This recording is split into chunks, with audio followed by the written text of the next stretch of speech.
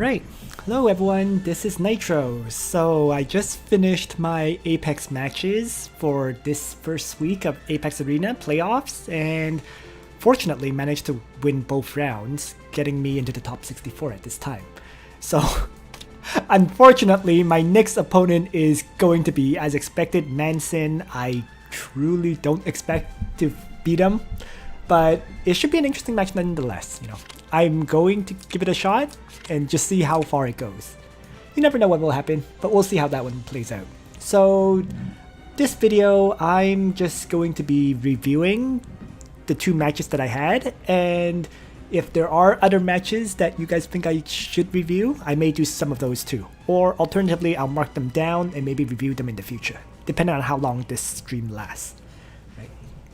So I guess I'll begin with the match yesterday on Saturday against superbob.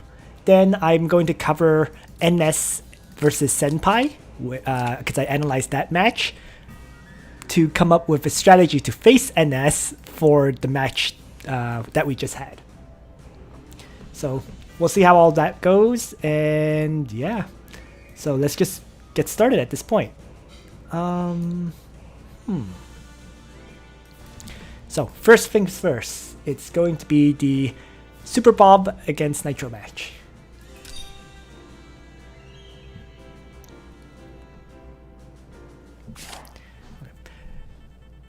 So I did talk with superbob after this match as a side note, and he had mentioned that he decided to change strategies against me.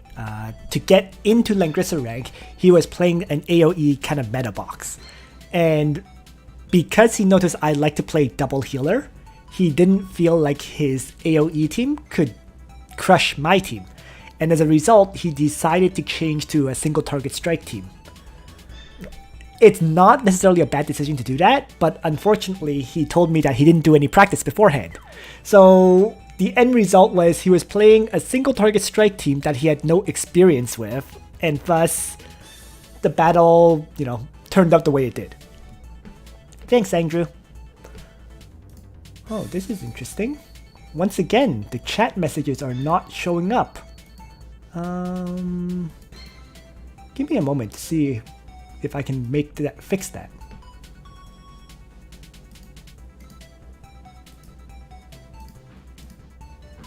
Weird. Let's see, the chat box is there. Oh. Okay, there was just a delay, I guess. So I guess the messages are now showing up. Buffering, yeah, makes sense. Okay, so I'm gonna get started here, and let's see how this pick ban went. So first of all, I took a look at this box, and I was really kind of weirded out because there were a lot of, I guess, old meta characters, right? Elwin and Yulia in particular aren't very common anymore. Ashram was in the box as well, but he didn't really have enough faction buffs for Ashram either. And of course, Rachel was here and so on. So it was kind of odd. I was very, very surprised by this box.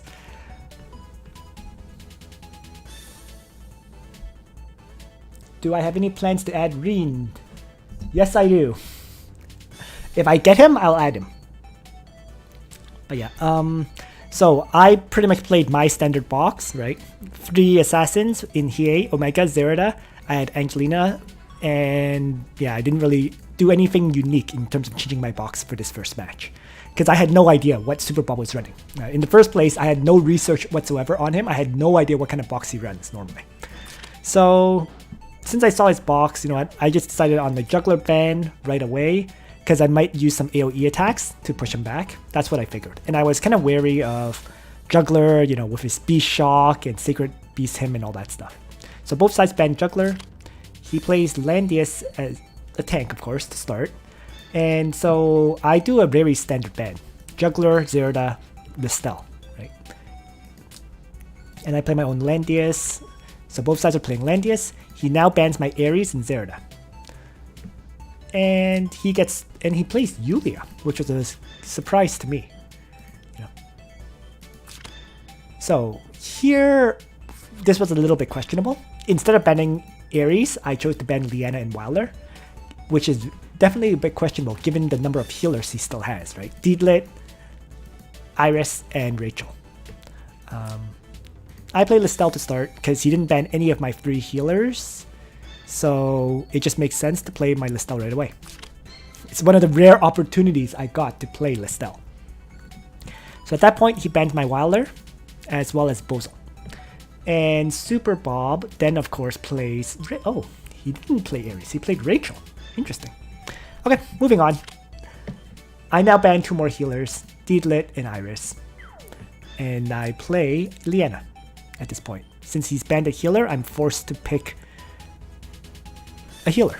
Right? I had the choice of Liana or Iris, and I felt as player 2, Liana's better. So as a result of that, I now lose Hiei and Omega, my last 2 assassins. Superbob plays Ares, a 4th pick Ares. So sketchy. Such a huge mistake on my part, frankly. Yeah, you really should not allow Ares to get picked this late. Nonetheless, he got in. It is what it is. So I now ban Elwin and Bozel, leaving him Yusuke and Ashram. So Ashram, as I mentioned, is not a threat because he doesn't have any faction buffer at all, right? So, and then Elwin I got rid of because I didn't particularly want Elwin to faction buff up Yulia. Bozel because Bozel is just a pain to deal with. So my side, I play Angelina, right?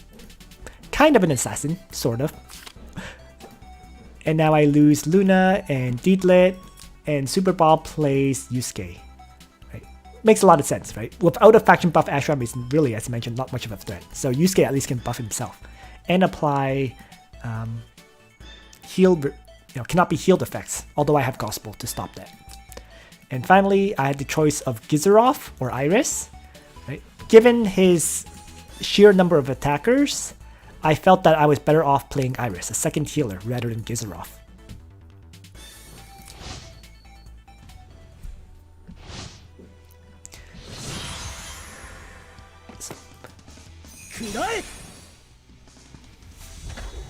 And Superbob does the initial setup as always. The first turn, really not much happens. Both sides are just maneuvering forward. It's very rare for anything unique to occur in the first turn.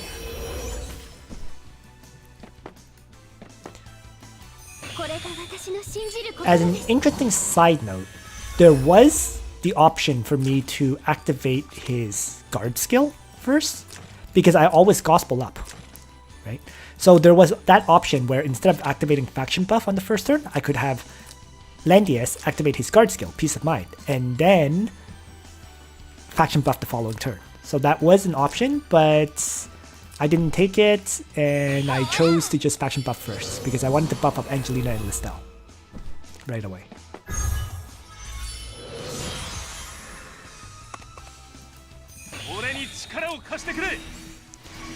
So I was actually kind of curious if Ares can one-shot my Landius. Right? I didn't think he could, but I also wasn't sure. So on this second turn, what I noticed was, given that all his characters are set up kind of like this, I can knock back these 3. So I had Angelina tidal surge forward, move up a tile, and then use Breath of Tides to push all 3 of these characters back. Right. Knock them back, get them out of the fight for a bit, and I just retreated Angelina at this point. I actually had to spend a little bit of time calculating just how much hit points Yulia had, but if you look at this, both of these values are definitely above 70%. So my AoE attack did not lock Yulia below 70% threshold, so she would revive. I triggered you with that Landius move.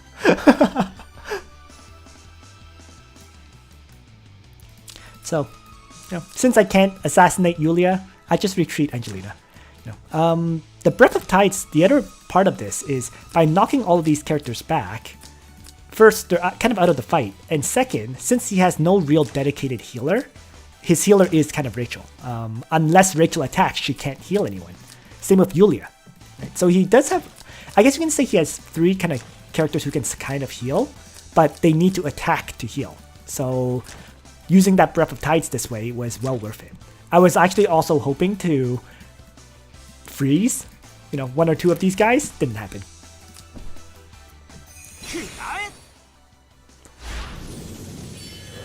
So, Super Bob then charges in and uses Noble Charge. So, I activated Blood Shield. So, I never got to see if Ares can actually kill my Landius or not. What I did see though was Landius had 7,941 hit points. So I'm honestly not sure whether Landius can survive this Noble Charge attack or not without Blood Shield activating. Would have been interesting to see. In any case, thing is, my Landius survived, so I still have 2 lives on this Landius. Ares runs north to try to avoid getting hit, but since I have Listel, a simple Blood Dance finished him off. And this actually ended up being very, very good for me, because now that I pushed Yusuke back, even though Yusuke activated Anger for 3 turns, he's so far back he can't really attack me. So I'm able to just start retreating. If not for the Angelina knockback, Yusuke would have been able to strike, right? He would have been 3 tiles right over here, then he would likely move up, let's say 5 tiles, then he could very easily attack Listel. But due to Angelina's Breath of Tides, he's totally out of range at this point.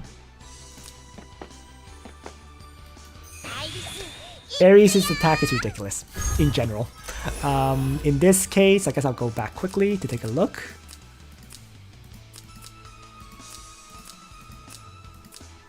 So before the attack is what we want to see. 1682. Right. Keep in mind that he gets his Fearless Hurricane buff gives him that extra 20% attack, right? So it makes a big difference in the amount of attack that he has. And the other part of all this is, not only does this give him 20% attack, his talent, right? He gets 5% to all stats for every 1 enemy within 3 ring radius. So when he's here, he's getting 5, 10, 15, 20, 25% additional stats. So if we just play it out again, at the time of the attack, Ares has 1902 attack.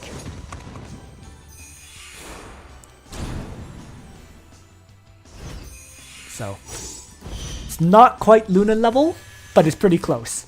And more importantly, yeah, he is very, very hard to deal with in general. 1902 attack. So, in any case though, now that he's been pushed back and I've survived his Ares, I'm allowed to just start retreating back a bit. So it's 5v4. I have no reason to push in at this point. So I just move Landius all the way back and start healing up my characters. So 1 mass heal from Iris pretty much heals everyone to full. And so Liana doesn't even have to use her prayer. Right? I didn't even bother with her using prayer. Just everyone has already been brought to full health by Iris and her mass heal. So in the meantime, I just continue to hover in the rear. He is starting to activate all his skills and whatnot. I have no need to engage. So here at this point, I realize that I don't particularly need to alternate forward anymore, right? Alternate is always kept in case I need to, force an engagement and maybe bring another character like Listel or Landius up. But since it's already 5v4, I'm just using alternate now to basically try to refresh Breath of Tides on Angelina.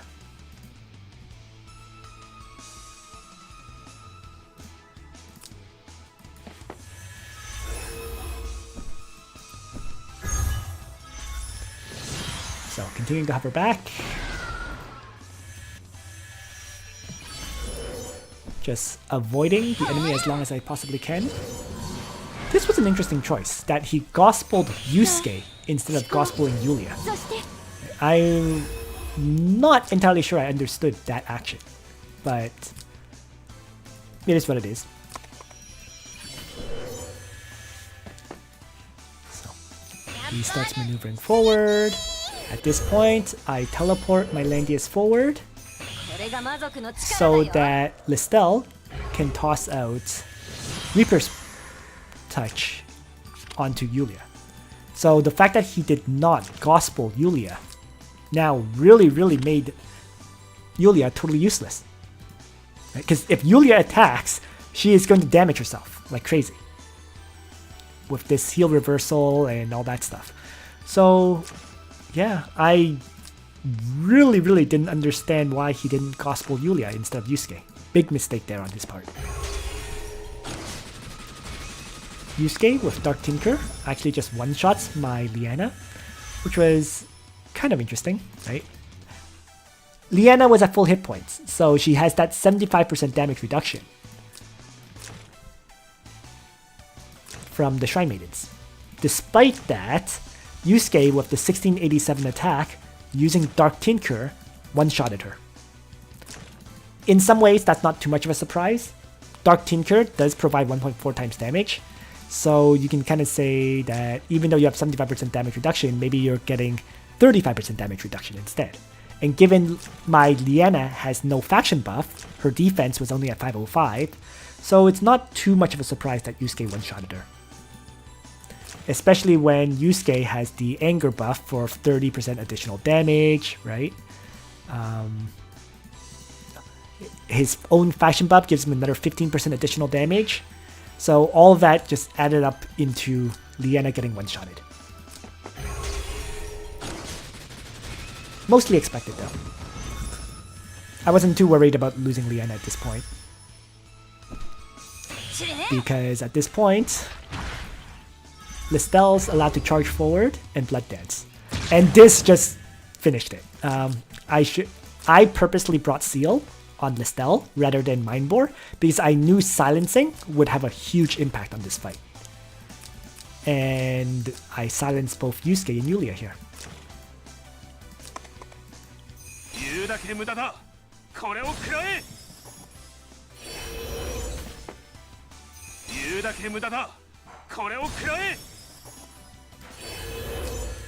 Yeah, that was definitely an option. You know, I could have placed Listel here, yes, for sure, and then Yusuke would not be able to charge in to attack Liana.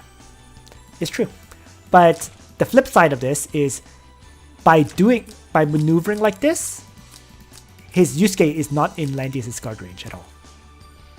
Right? Landius had to choose a character to guard. Well, I suppose Landius could have activated.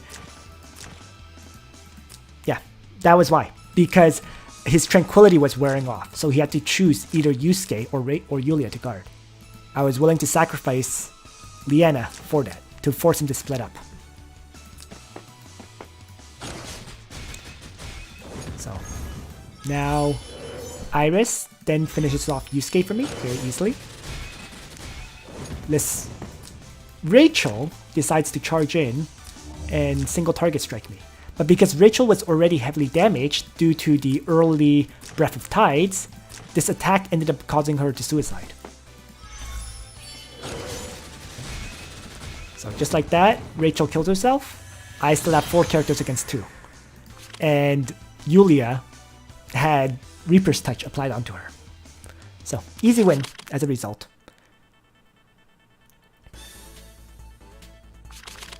So for the second battle, I saw that this map was the Gemini Bridge Inverse Wave map. Whatever. I mean, it's the map with a water, with a river in the middle. Okay?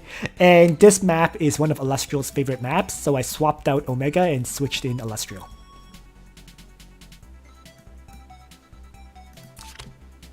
He didn't change anything, so my pick ban strategy didn't change. You know, Juggler ban. He plays Landius. Zerida Listel ban yet again. I play Landius. I now lose Listel and Zerida. He definitely smartened up there, getting rid of my Listel. And he starts with Yulia yet again. So once again, I just banned Wilder and Liana. You know, I didn't change anything with my ban strategy at this point. And I play Illustrial though. So, Liana and Deedlit are gotten rid of this time around. So he's forcing me into very different picks. and he plays his own Deedlit. So he's playing a different team. Despite my pick ban being similar as before, he's changed up his character choices, which is fine. You know, since he played Deedlit, I got rid of Yusuke because Yusuke can faction buff up Deedlit. Elwyn was the faction buffer for Yulia, so I got rid of him, and I chose to play Wilder at this point. This is interesting. He got rid of Angelina and Luna here, so leaving me Hiei as well as Illustrial. And plays Ares. Once again, I allowed a 4th pick Ares, which is awkward. Yeah. But my thought was, I don't need to change my pick ban strategy. I won the first match, so I can stick with that pick ban strategy, as odd as it is. Meanwhile, on my side though, his pick ban strategy has completely changed. I've ended up with a very different party at this point. So, but once again, I decided to play Iris. The reason this time around for Iris was that she could teleport Illustrial forward for attacking, right? So once again, I chose to do a double healer with the option to teleport one of my attackers forward. Ares and Bosel are now banned at this point, and so he leaves me Hiei and Gizoroth. The interesting thing here is I don't really have anyone who can faction buff my characters properly here, right? Illustrial is Glory and Origins of Light and Strategist, but I don't have a single faction buff for that. Hiei is Meteor and Origins. So, you know, I mean, Landius faction buffs Wilder, but that's pretty much it. That's the only faction buff I have at this point. So I had the choice between Hiei and Gizoroth, so enemy plays Rachel, and I just decided to play Gizoroth here. Didn't really want to bring both Illustrial and Hiei, both of which would not have a faction buff. I just didn't feel Hiei would do very well without a faction buff, long story short. At least Wilder could strengthen Illustrial as necessary, but he can't cover 2 different characters. So that was the basic idea between my picks there. Gizoroth at least can faction buff himself, long story short. So, yeah. On his side, he is once again kind of lacking faction buffs, but keep in mind Landius buffs Rachel, Ares buffs himself, and Deedlit can buff someone, whether it's herself or Yulia. So once again, superbob pushes in aggressively, and I just hang in the back for now. Now, the thing that I should note is Illustrial, because my Illustrial is 6 stars, gets 4 chances to negate mobility penalties when moving through defensive terrain. So she could move through 4 of these tiles for free, for example. So that's why she's great on this map, right? The sides are lined up with mountains, so she can move through 4 of those tiles for free, which makes her incredibly mobile, ridiculously so on this map.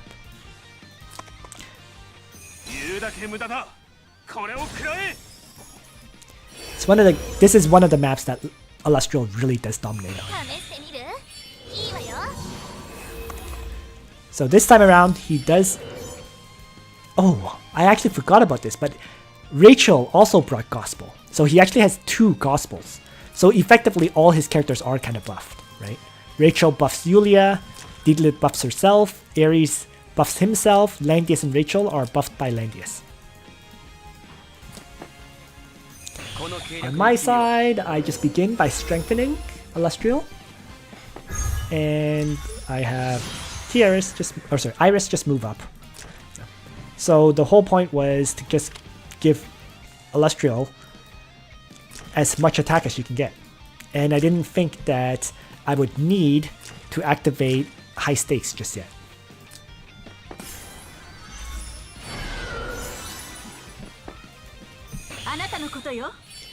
So Deedlit starts moving up,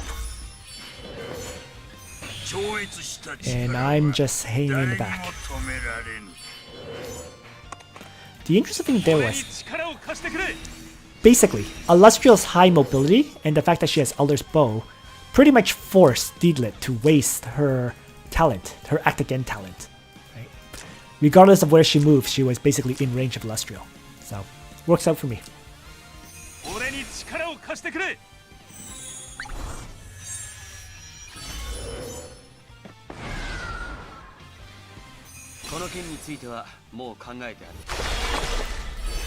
So now I activate high stakes at this point, and I start off with Illustrial attacking Deedlit. This honestly was a waste of an attack. Very much unnecessary, but I felt like it could have been. I felt like trying it, you know, just weakening Deedlit beforehand.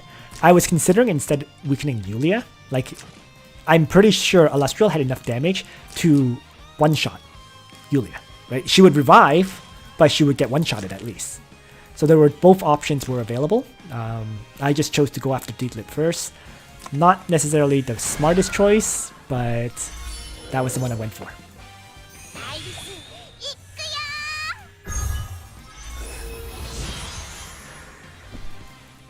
So at this point, in comes Ares.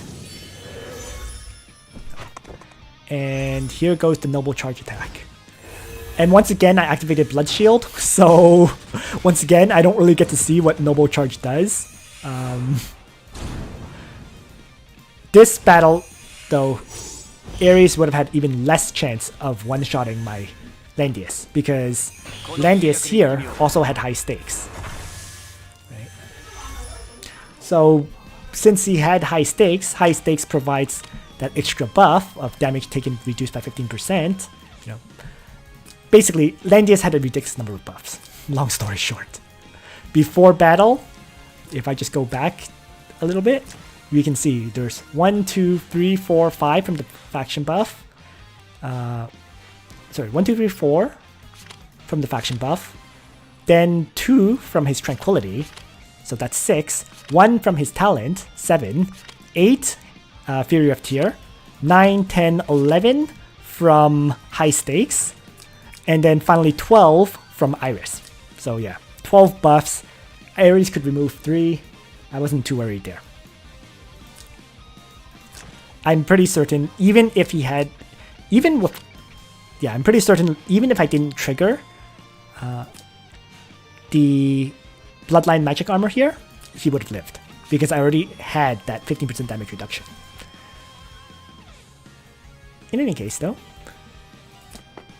So, now I get the opportunity to tactical retreat my characters back. So, I'm pretty sure a large part of why he attacked was due to that teleportation, he could have other characters follow up. Right? Especially when Rachel activated Mobility +2.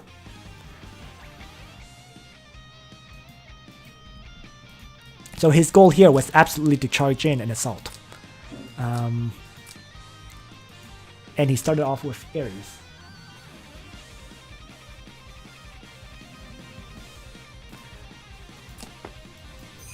And with this, I was able to tactical retreat to safety. Yeah, I think you guys are right. I saw that comment about Yulia charging in to maybe here, using Godly Menace to take out my Illustrial. So, yeah, you guys are right. If he had done that with the Breeze activation on Yulia to attack from here with Godly Menace, he could have indeed killed off my Illustrial. So in a lot of ways, you can say my Illustrial decision to attack Yulia to attack Deedlit instead of Yulia was actually a big mistake. But he didn't do that, so as a result, things went very differently.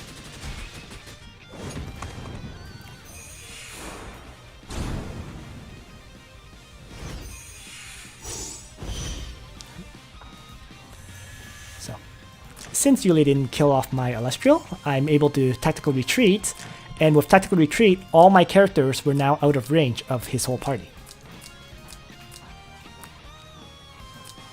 The interesting thing here is I actually expected superbob to send Landius up at this point, right? To guard Ares. Or try to guard him anyways. At the end of the day, he really couldn't because, keep in mind, my Illustrial can ignore guard attack from any of these grassland or mountain terrain. So, he had Yulia charge in, rush forth, And discipline against a Landius who has high stakes just doesn't work. Since I got to heal up to full before combat began. And since he did not send in Landius, I had Gizerov single target strike and kill. And then the Construct followed up with his own attack against Yulia to weaken her.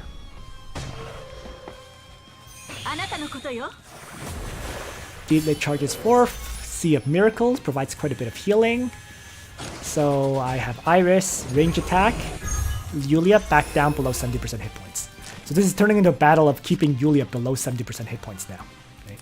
After Sea of Miracles, she was just above 70%. Right. I think she was above 70%. 1,500 out of 20,000. It was borderline. Very, very borderline. Right. So if I divide that by 20433. Yeah, oh, yes. She had 75% hit points at this point. So yes, above 70%. So this Iris attack was a must. So that definitely knocked her below the hit point range. And with that, Landius can easily attack and finish her off.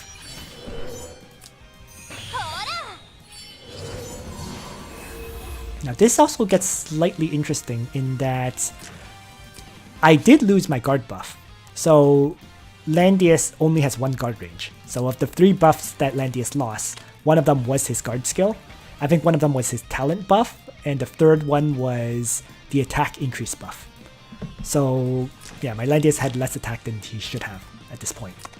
But nonetheless, Illustrial charges against a damage deedlet in melee combat, finishes her off, and gets healed up to a point where she would be at full hit points again when she's attacked, due to Desperate Prayer. Despite that, as long as Rachel has an attack skill, she will one-shot any kind of assassin like this, but it turns it into 4 against 2.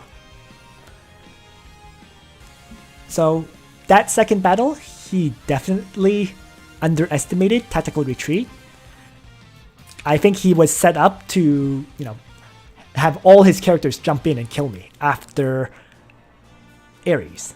But due to underestimating Tactical Retreat, pulling me far back, he wasn't able to pull off his plan. So that was the first match. Once again, as I mentioned at the start, superbob just didn't have that much experience with running a single target box that he ran. So it's no surprise he made a lot of mistakes there. It just shows, if you're going to play a single target box, get some practice in, or get a lot of practice in. Don't just try to change strategies because you think one strategy is better. If you don't know how to play the strategy, you're not going to win the match. Alright, so with that, I was able to advance into, I guess, the second round. And I also finally got to get some intel on my opponent, unlike the match against superbob. So I took a look at the match between NS and Senpai. The first thing I did was take a look at his card, and the total power of all his heroes was, 371k. You can kind of say that likely limits the number of characters he has available to him for use, because I think most of the longer term players has, over 400k. In the case of Manson, he's at 515k total power. It just means he has a lot of sets of gear built and a lot of characters at 6 stars, right? 458k, stuff like that. So I felt like due to the amount of total power he has, likely his character count was limited, which then means I can mostly expect him to run the exact same box. So let's take a look at the match between NS and Senpai. And there were actually 3 battles here. So it gave me quite a bit of intel in preparation.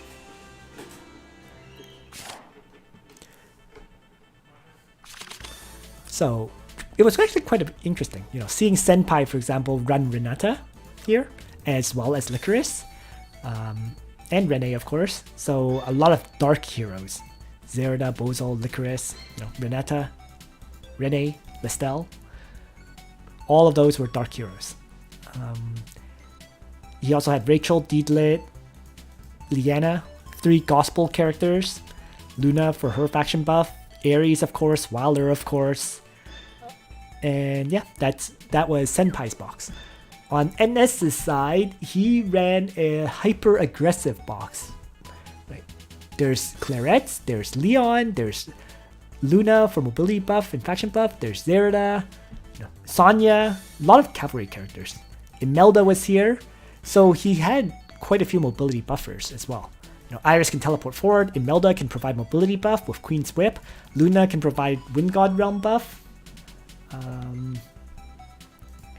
Tiaris is here as well to presumably buff Claret with attack blessing and so on.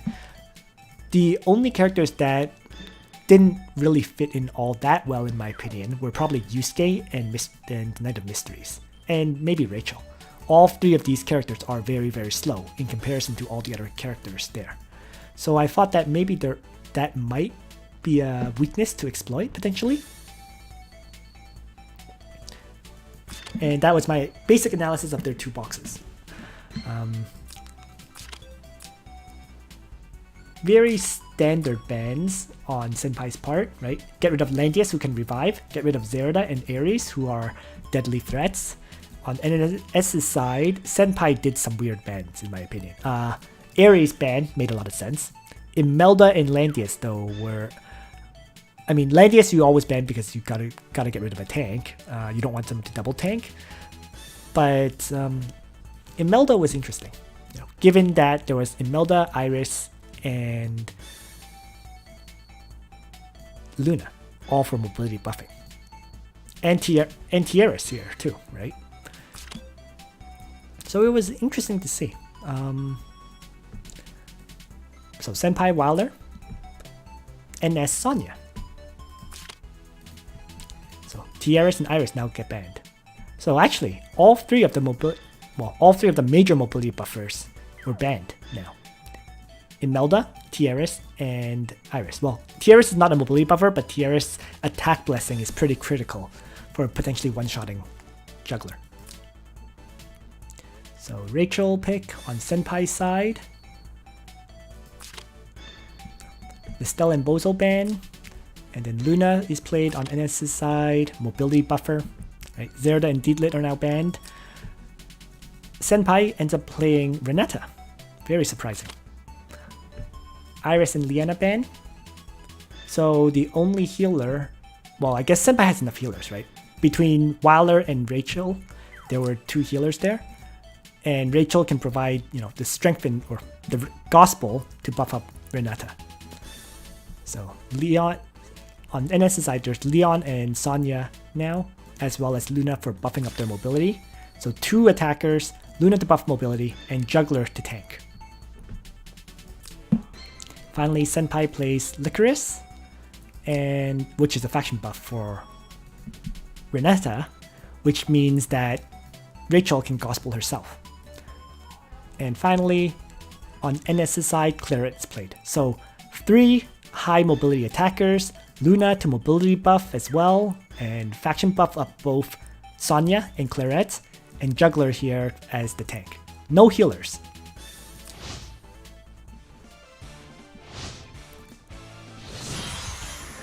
It's an interesting choice. The lack of healers was what really surprised me for NS. So, as expected. So this Licorice is, since it's 13% healing, I think it's 4 stars. Okay. 4-star Licorice with Crystal Warlocks for survivability, bringing faction buff, demonic advent, and dark despair for the 3C AoE. There's also Renata here for rage scale, thunderous flash, and empowering dragon seal, and Rachel. Arcane Blast rather than Runic Void was kind of interesting. Weird to me. But yeah, Dark Reaper in Gospel. And finally, Wilder here with regroup, tactical retreat, and high stakes.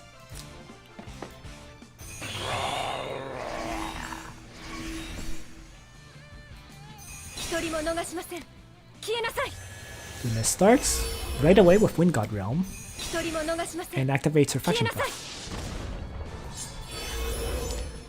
Little bit of an odd positioning there to me. I mean, what he was aiming for was to provide, I guess, the King's Crown buff to as many characters as possible. The oddity to me was that by placing kind of like this, you're reducing the amount of mobility buffing you give to your other characters. Right? Yes, Leon can move 2 from it, but Sonya can only get 1 additional movement with this kind of placement. And so since Sonya is going to activate Strike anyways to attack, placing Luna here didn't particularly make sense. Like, these characters are going to use Strike first, or Chivalry, which means they don't get that King's Crown buff anyways. So, yeah, a little bit odd there. And then he just moves Sonya anyways, which loses it.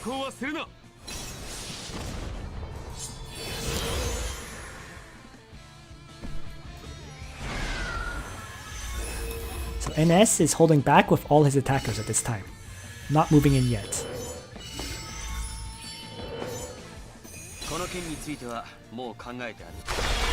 And it gives Senpai enough time to activate high stakes. Well, since high stakes was activated, there's no reason for NS to charge in right now. So at this point, NS is just going to hang back and wait for... I thought he was waiting for it to expire, but he actually sent Claret in to attack Juggler.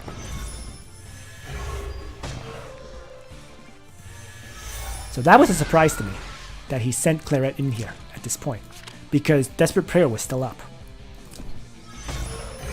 And then what gets even weirder is that Claret, who only had 50% damage at this point, chose to attack Wilder. Right? So I actually was truly not sure what was going on there, you know. Especially when, yeah, it just really weirded me out. Maybe he thought that Juggler would guard against it? I'm really not sure. That might have been it. That he thought Claret... he thought this attack on Wilder would be guarded by Juggler, and it wasn't. So... I wouldn't do that, Lee. Don't expect me to beat Nansen. But, yeah, this was a very weird attack. I was very confused by it. So as a result, you know, Claret was suiciding.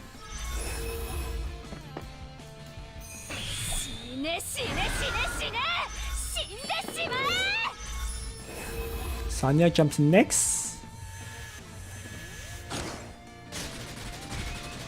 And Sonya does manage to one-shot there, fortunately. And this is where it also gets weird, okay? Instead of having Renata single target strike and kill Sonya, right? Because Sonya already has Dragon Seal and so on, right? So Renata could have just single target striked and killed the Sonya very easily. But instead, he chose to use Empowered Dragon Seal for some reason. You do extra damage, but I mean, just but I wasn't sure why you would do that.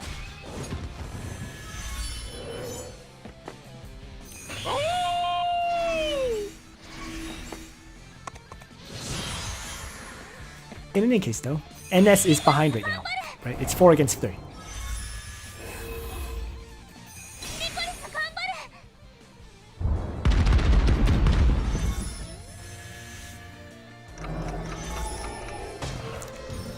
And Senpai launches out Dark Despair, Clocks activates, and Dark Despair applies various debuffs to the enemies because he had gone into Demonic Event, right? So the Dark Despair was applying 1 debuff on enemies. And amazingly enough, one of the debuffs was Juggler getting mobility down. So -2 mobility. So Leon cannot heal yourself, an attack reduction. Luna got, well, this one didn't matter, but Leon and Juggler both got some pretty bad debuffs from this. So once again, NS starts retreating back again.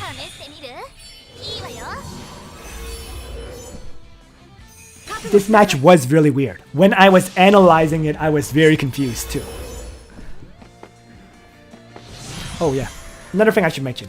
Juggler also, so Juggler moves down one tile. Because of Breath of Darkness, these tiles applies one random debuff, right? And Juggler this time around got an even worse debuff. Cannot receive buffs. So he cannot teleport forward with Sacred Beast Him, because he won't receive any buffs. He can't Triton, he can't really do anything right now. At this point, I honestly thought Senpai won, right?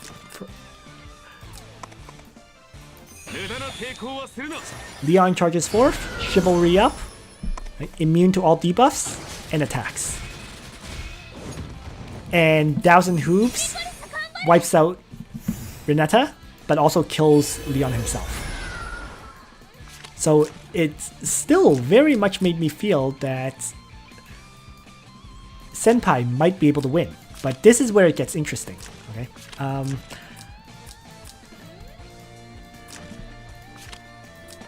The secret here is that Luna is in play. And Luna has, well, 1182 magic defense. The fact of the matter is, Licorice, with a faction buff, only has 1104 intelligence. And Rachel, if she has Gospel, she might have what? Let's say 1400 int. But neither of them is going to do much damage to Luna at all. And same with Waller. All of Senpai's remaining characters are nothing but int-based attackers now. And Luna has more magic defense than all of them, really. So this is where NS gets to pull a major comeback.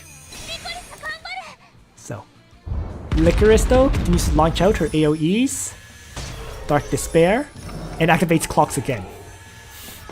Kind of ridiculous.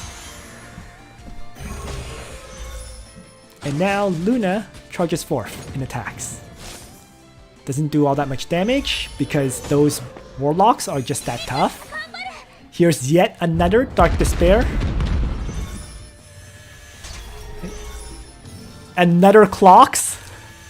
You know, like, it's been kind of crazy. Just Licorice has been launching out AoE after AoE, activating clock after clock.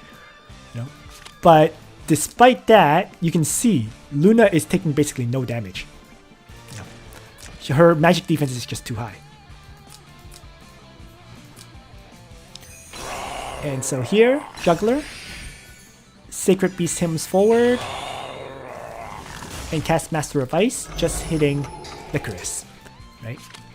This was to avoid the single target strike of Rachel. He didn't teleport far because he knew that if he did, Rachel could single target strike. But by just hanging back, she couldn't.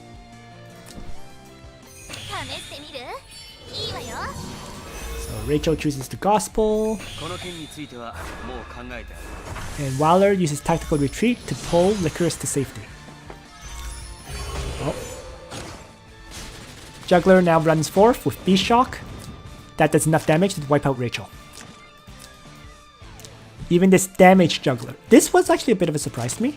But when you Beast Shock Juggler, he does get his normal number of attacks. Right? So I was surprised because this meant that, you know, the lobsters would kill off part of the sorceresses, but then Juggler had to waste multiple strikes finishing off the remaining sorceresses, and he still had enough damage to finish off Rachel. The flip side of that is maybe it's not too much of a surprise because 2601 attack versus 452 defense, right? So now it's 2 against 2. And this is where it got a little bit odd yet again. There's only these tiles left, right? Luna could have moved into this tile, right? The only remaining tile that Licorice could get. Oh, never mind. Licorice was already mobility debuffed by... I just learned something new. Okay, Sacred Beast Hymn had mobility debuff Licorice, so that Licorice had no mobility. And with the tactical retreat that Wilder did, Licorice could not get into the safe terrain. So as a result, Licorice was also dead. This meant it was just Wilder against 2 characters, Luna and Juggler. So Senpai just had no choice but to retreat. So at the end of the day, that charge of Leon to kill Renata really did win NS that fight, right? Wiping out the only physical damage attacker of Senpai made it so Luna would eventually win the fight. So that was the first battle. There were a lot of odd moves in the battle, but at the end of the day, NS played it out correctly near the end and managed to win. But yeah, the Claret suicide was very weird. There was just various oddities in that fight. So I was a little bit confused, but overall, NS played it perfectly towards the end. So the second battle, I think the pick ban was very similar. Except this time around, for the second ban, NS got rid of Wilder as well as Ares. So he didn't want to face the healing between combat yet again. Senpai though smartened up as well. Got rid of Claret. And Mystery Knight, which was interesting because it allowed NS to play Ares. I'm actually not sure that was the smart choice, right? First game he allowed a late pick Claret. This time he allowed an early pick Ares. So a little bit weird. Well, Tiaras is banned next and Iris is banned. And Senpai plays Deedlit. Actually, Senpai got to play Zerda and then Deedlit. So the pick ban actually completely different. Okay. Listel and Rene are banned for Senpai's side. And on NS side, NS plays Wilder. So it's like a reversal in terms of, pick ban and everything. NS now has the Wilder healer, he has Landius, he has Ares. Senpai has Juggler with Zerda for a faction buff and assassination, and Deedlit. Deedlit and Zerda now banned on NS's side. And Senpai chooses to play Bozo. Then Licorice and Liana are banned, leaving Rachel and Renata once again. NS plays Luna. And then Sonya now is banned as well as Yusuke. It's been interesting. NS really likes Luna for the mobility buffing. Not sure I quite agree with that choice here. I think Sonya or Leon would have been a better pick, but that's just me. And then so Senpai plays Renata yet again. And NS plays Leon. I mean, Luna's not a bad pick. She's never a bad pick, but I'm just not sure Luna was the correct pick given at this point. Regardless.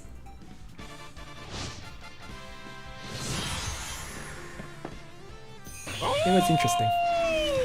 So, Senpai now, Juggler. I mean, just from the pick ban though, looking at this, I thought NS won flat out this match, right? He has Ares. He has Wilder, okay? He has Landius, who has 2 lives, right? Luna can mobility buff, although I felt Luna was a bad pick. And then Leon is here to, Chivalry, 1000 Hooves, faction buff. Once again, a little, and the faction buff would affect Ares as well. Some oddities here as well. I don't know why, but Ares decided to bring Heaven's Guard. This is not, in my opinion anyways, this is not really the map for Heaven's Guard, because the swamp in the middle. So, he...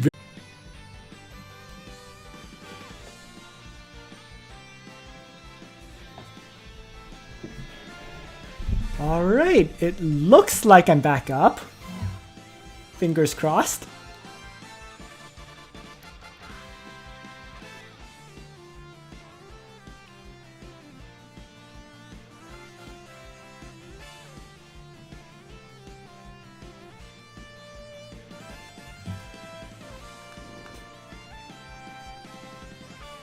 Okay, good. Yes, it is back up.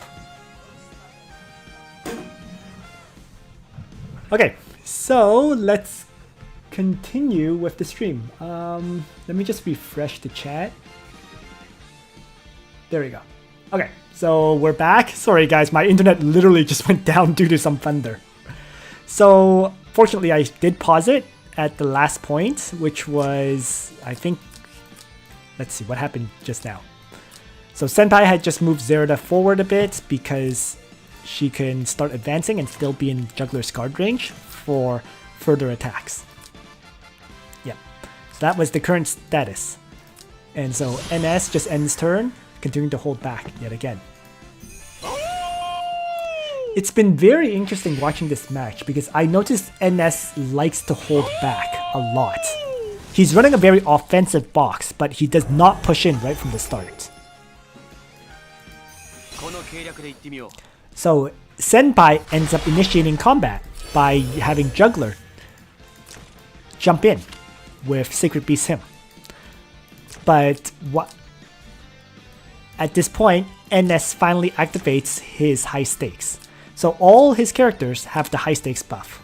But what I got to see here was Wilder's high stakes for NS only lasts 2 turns. So this is not a 6-star Wilder. So I was not too worried as a result. Okay. So since it's not a 6-star Wilder, that was a relief to me because I wouldn't have to worry about banning Wilder possibly. So Senpai continues to jump in. This time, Zerda attacks. The problem is, what I got to see here was Zerda did basically no damage at all to Luna. Well, that's actually not too big of a surprise. Zerda has 1381 attack. This Luna has 876 defense. And from the damage Luna took, she has the last rites. So between last rites, between this additional 15% damage reduction, between Desperate Prayer healing her up to full, she basically took no damage whatsoever. Right? Like 600 damage. All the Griffin Knights were killed, but she took nothing. So now that now I knew that this Luna has last rites. And it also explains why this Luna has around 700 attack, as opposed to, let's say, 2100.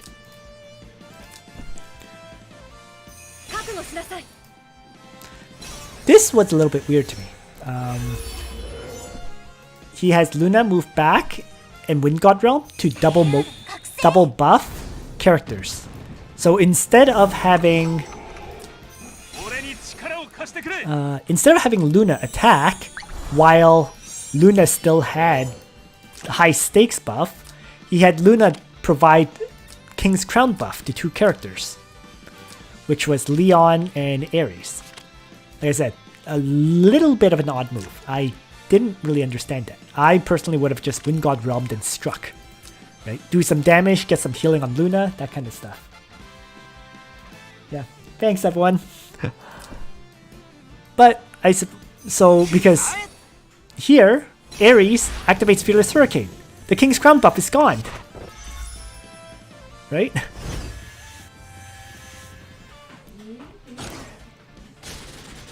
So Ares strikes.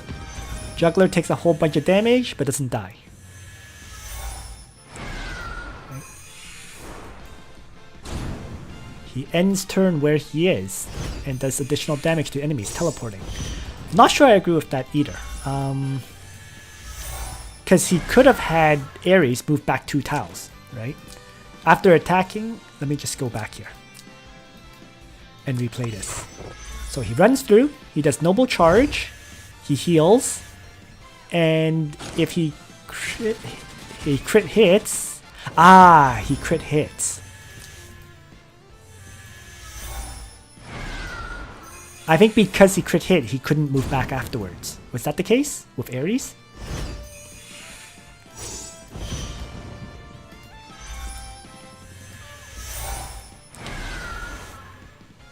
Because in the case, Ares is kind of weird that way.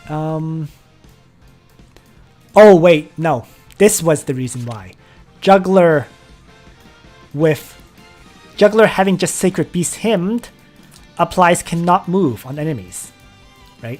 Enemies within 1 block cannot move or guard. So Ares had no opportunity to move, right? After attacking from this tile, he cannot retreat back. So he ended up being stuck here.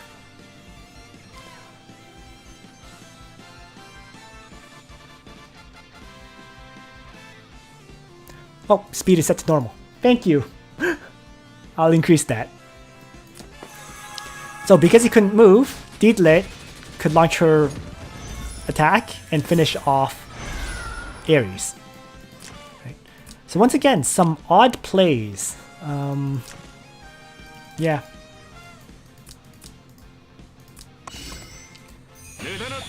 And now Leon comes charging forth, activating Chivalry, and then launching Thousand Hooves. Seriously overkill there. Like, seriously. I really did not understand that one. And the reason I didn't get it was because, first of all, Leon already had his faction buff.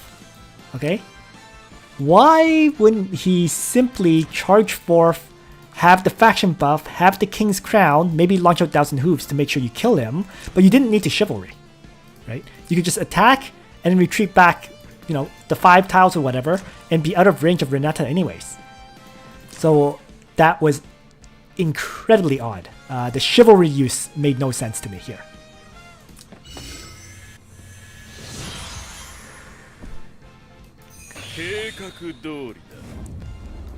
But this might have been the reason why. Because of Bozo's Black Hole. Right? By having Chivalried, Leon was immune to all debuffs. So even though Bozo got to Black Hole, it didn't actually hurt Leon at all. Because he got no debuffs. And so Leon could now charge in and kill off Bozo next. And retreat again.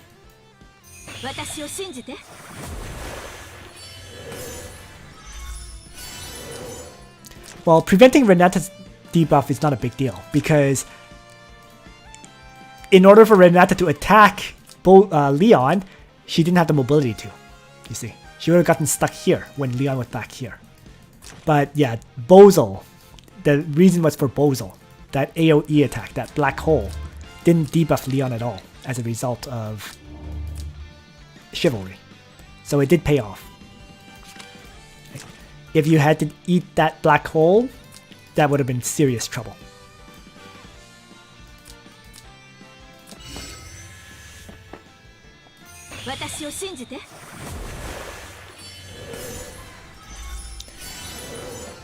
Senpai sends Diglett in, right? But Diglett inherently is infantry class, so she doesn't really do enough damage to kill off Landius. So this Luna starts showing off her vulnerabilities, right? Because this Luna unfortunately got a magic defense reduction of 30%. So her attack got reduced dramatically too. Right? So she only had 1451 attack. Should have been around 1700, but the 30% magic defense reduction just really reduced the amount of damage she could do. And Diglett easily tanks that hit as a result. Possibly would have, very likely would have died if not for the Bozo debuff here, right? The magic defense reduction. So Bozo charging in first paid off for Senpai. Renata now jumps in and kills Landius for the first time. Now this was a little bit odd because, okay, the reason why this happened is because Diglett is not within 1 block of Renata in this case. So there was no, Dragon Seal or whatever being applied to Luna. And as a result, it's forced to hit Landius. But that's fine. Kills her off for the first time. And that, we got a little interesting point that just occurred there just now. And that was, let me just go back to show it once again. And that was, this is once again due to Bozal, okay? Senpai got really, really lucky with the Bozal debuffs here, okay? He applied both cannot heal yourself as well as take fixed damage onto Landius. This meant that the Desperate Prayer would not activate for Landius.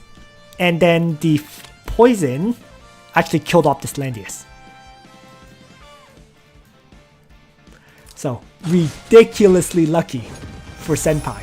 This Landius should have healed up like crazy, right? From Desperate Prayer. And then easily killed off Diglett. Instead, he cannot be healed, so he couldn't heal. And then he had poison, which killed him. So just pure bad luck for NS, right? Luna got the only debuff that would really weaken her. Landius got the only debuff that would really kill him. And yeah, just terrible luck there. So Leon charges forth, strikes Renata. And now Zerda gets to jump in and kill off Leon, making it 2 against 1. Right. This would be, once again, this would be totally different if Landius was still alive with high hit points.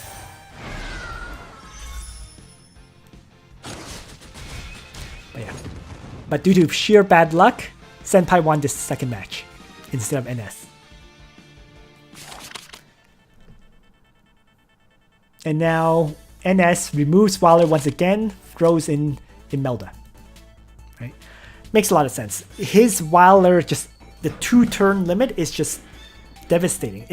It's too short for the number of characters that he uses that have Act Again effects. Sonya has Act Again, Leon has Act Again, Ares has Act Again. It's just, it does not combo well with Waller. Especially when Waller is only 5 stars or 4 stars. But nonetheless, at the end of the day, NS lost that due to sheer bad luck. It wasn't even just, yeah. I've never seen anyone debuff 2 characters with the perfect debuffs like that before.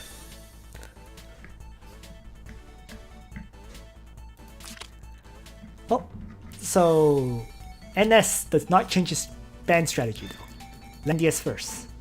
Senpai has changed to banning Juggler first, which I don't think is necessarily a smart option, but each to their own.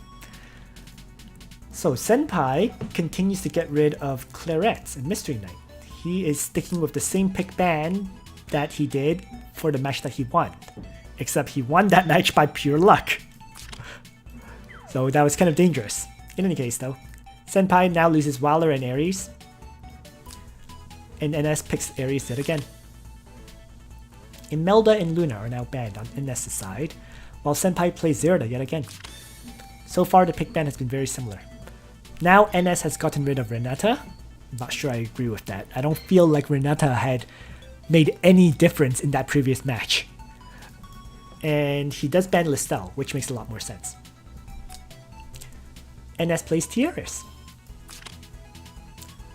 So, Diglett, Zerda. Senpai plays Iris. Bozal and Diglett are now banned. Yeah, I mean, I would have banned Bozal earlier than this, in my opinion. Probably when he banned Renata. But there we go. The bans have... He got the right bans at the end of the day. And NS plays Leon. So, Yusuke and Sonya are now banned on NS's side. Senpai plays Licorice, so he still has a Dark Faction buff for Zerda. If he decides to use the Dark Faction buff. It's kind of iffy here, because Zerda may prefer to bring his faction buff to buff up Juggler. Wait, which 2 were just banned just now? I missed that. Liana and Luna. That was an interesting choice. And also an odd one. Because Iris is already in play. So Iris can already mobility buff Zerda, more or less. So Luna is not exactly critical anymore. So I'm not sure I agree with the Luna ban. Liana, yes. I probably would have... But I suppose the other part of this is Luna can faction buff up Licorice. So then Licorice could bring double AoE. So that's probably the reason why he got rid of Luna. Right. This is just one of those meta changes that I haven't really considered, but because Licorice is part of the Princess Alliance faction, Luna has become a more important character to ban than in the past. Leanna, of course, act again. You don't really want to face Iris and Leanna together. Right. So actually, that final ban actually made a lot of sense, I would say. And NS plays Rachel on his side rather than Iris. Okay. And Senpai chooses to play Rachel as well instead of Renee.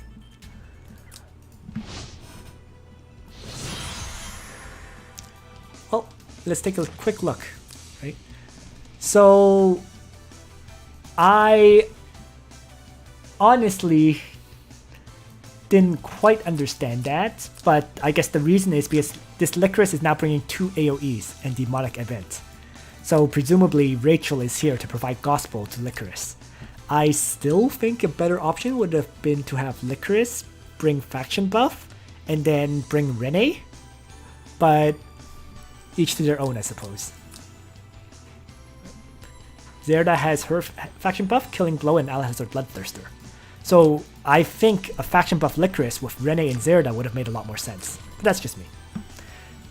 In any case though, on NS's side, right, he is nicely buffed. It's just Tierras who doesn't have a buff, right? Leon has his faction buff again, so it buffs both Ares and himself. Landius has his faction buff to buff up Rachel. Rachel also has Gospel, so if she wants to use Gospel on Tierras, that is an option. And Tierras here is actually bringing Attack Blessing Miracle and Mass Heal. No single target heal.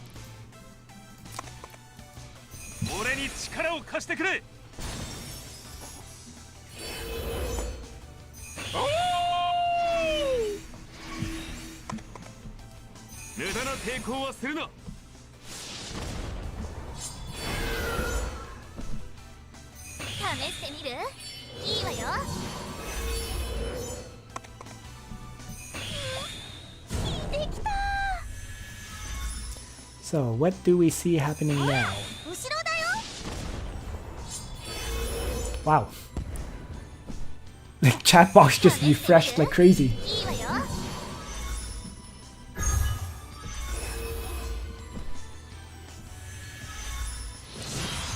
Okay, so it looks like I missed a whole bunch of messages. Sorry guys, let me just see what you guys were saying. I'm just letting this play out because they're just activating skills in the back. Oh, no. Same chat as before. Okay. So both sides are kind of hanging back, you know, setting up. This is where it was interesting.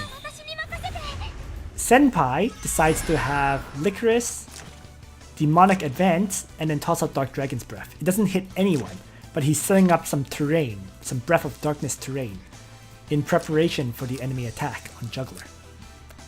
So he's trying to keep his Juggler alive before the attack. But Ares can just Fearless Hurricane all the way at the far back and then charge forward. And with Attack Blessing and Noble Charge, down goes Juggler. Right? So Senpai tried to protect Juggler, but Ares is just ridiculous, especially if this Ares has Attack Blessing like she just did. So Juggler dies in one shot. All the remaining characters of Senpai are damaged, although he has Tierras to heal them up. Or sorry, he has Iris to heal them up, as well as Rachel. This was very questionable to me. He had Rachel attack with the Dark Reaper. I mean, maybe you can't say it's a wrong move, but I would have thought maybe you want to heal up first. I don't know. In any case though, Ares has been weakened enough so that Iris can easily finish her off. Except he didn't do that either. It gets weirder, right? instead of having Iris finishing off this Ares, he chose to Le Jardin de Iris, Zerda. Oh, he did that to save her. Because NS goes first. And Leon, who activated Breeze, can move 7 tiles, Chivalry, and then attack Zerda. Right? So that's why. If Leon didn't activate Breeze, he would be only here. If he Chivalries, he could only move 3. He could only attack this location. But Zerda being here meant that Leon had the chance to attack. So I guess Iris had no choice but to teleport Zerda to safety. So the Breeze activation here for Leon forced Iris to do that action, and thus Senpai is in trouble. Well, Ares, with no soldiers, attacks Licorice and kills her. Right? With no soldiers, with 2,635 hit points, he just moves 2 tiles, attacks this Licorice, and kills her. It's because Licorice has no faction buff. Right? Her defense was so low, and the sorceresses were so vulnerable that Ares could finish her off in one shot like this. It's actually kind of ridiculous to see. So in other words, Ares here killed off 2 targets. First killing Juggler, then killing off Licorice as well. So the lack of the faction buff really came to bite Senpai.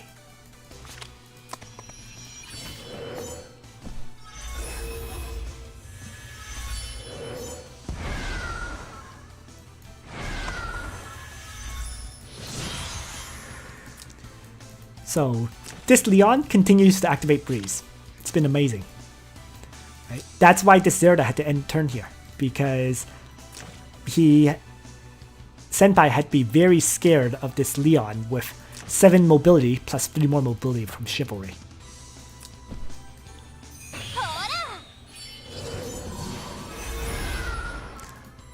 Zerda also got a mobility buff from Rachel now. So the Tenyo's headdress kicked in to give Senpai some plus mobility as well. Unfortunately, there's really nowhere he can go to take advantage of it at this time. He has to stay where he is.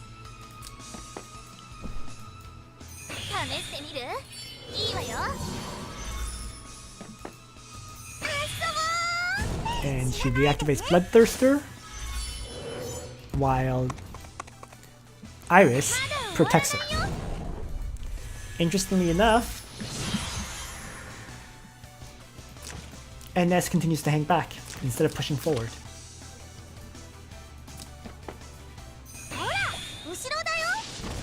And this is a side note, but this is why I hate bringing Zerda with this skill combo. Right? The Bloodthirster Killing Blow faction buff skill combo is a mess because of this.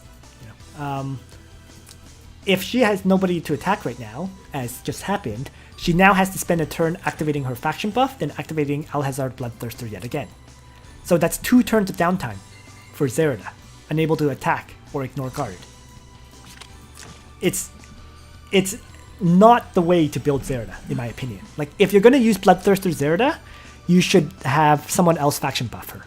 Because if she has to bring a faction buff like this, she ends up with too much downtime during those critical turns. So I've never agreed with... my personal opinion is you should never use a Killing Blow Zerda if you're going to bring a faction buff. The only time you would do that is if you want to buff up other characters, and not necessarily yourself. But in general, if you're using Killing Blow, you're better off having another faction buffer. If you're using faction buff, you might as well do the Backstab version. Backstab plus Shadow Raid. Alright, let's continue. Zerda moves up now. It's been interesting because I didn't see NS take advantage of the Chivalry plus Breeze at all. He had the opportunity several times, but he didn't use it. He just did not want to trade his Leon to kill one of these characters.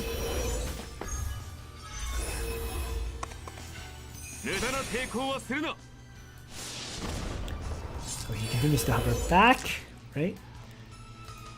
Continues to offer Landius for getting hits, while Rachel and Tiaris and Leon are ready. So at this point, Senpai just concedes. You know, like he sees that there's no chance.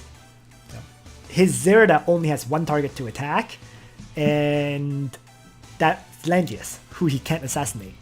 So then as soon as he attacks, he's gonna get killed. And he knows that, so he gives up. Overall, not bad play from NS, but what I got out of watching these matches before was I knew NS likes to run a very offensively oriented party, but he runs it very defensively, which is interesting. Like he tries to assassinate your tank early, and then once that is done, he hovers back. He doesn't push in very aggressively with his other characters. So my basic battle plan was, from watching these matches, my expectation was that he would do something similar against me, and I knew that I would have to ban Ares. Okay, but I also knew that he had both Ares and Claret, so it would be hard to get rid of them both.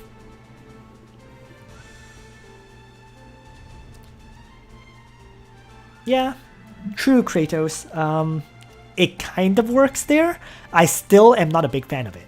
Like, if you're going to use Bloodthirster Zerda, you're better off, once again, having someone else faction buff. It's okay, but it's not great.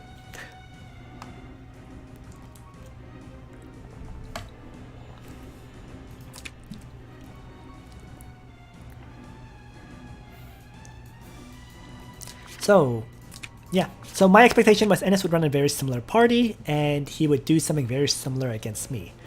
And I knew that I would have to really try to get rid of both Claret and Ares if possible. Or else, if I can't get rid of them both, get rid of characters who can buff them. So let's then show my match against NS at this point.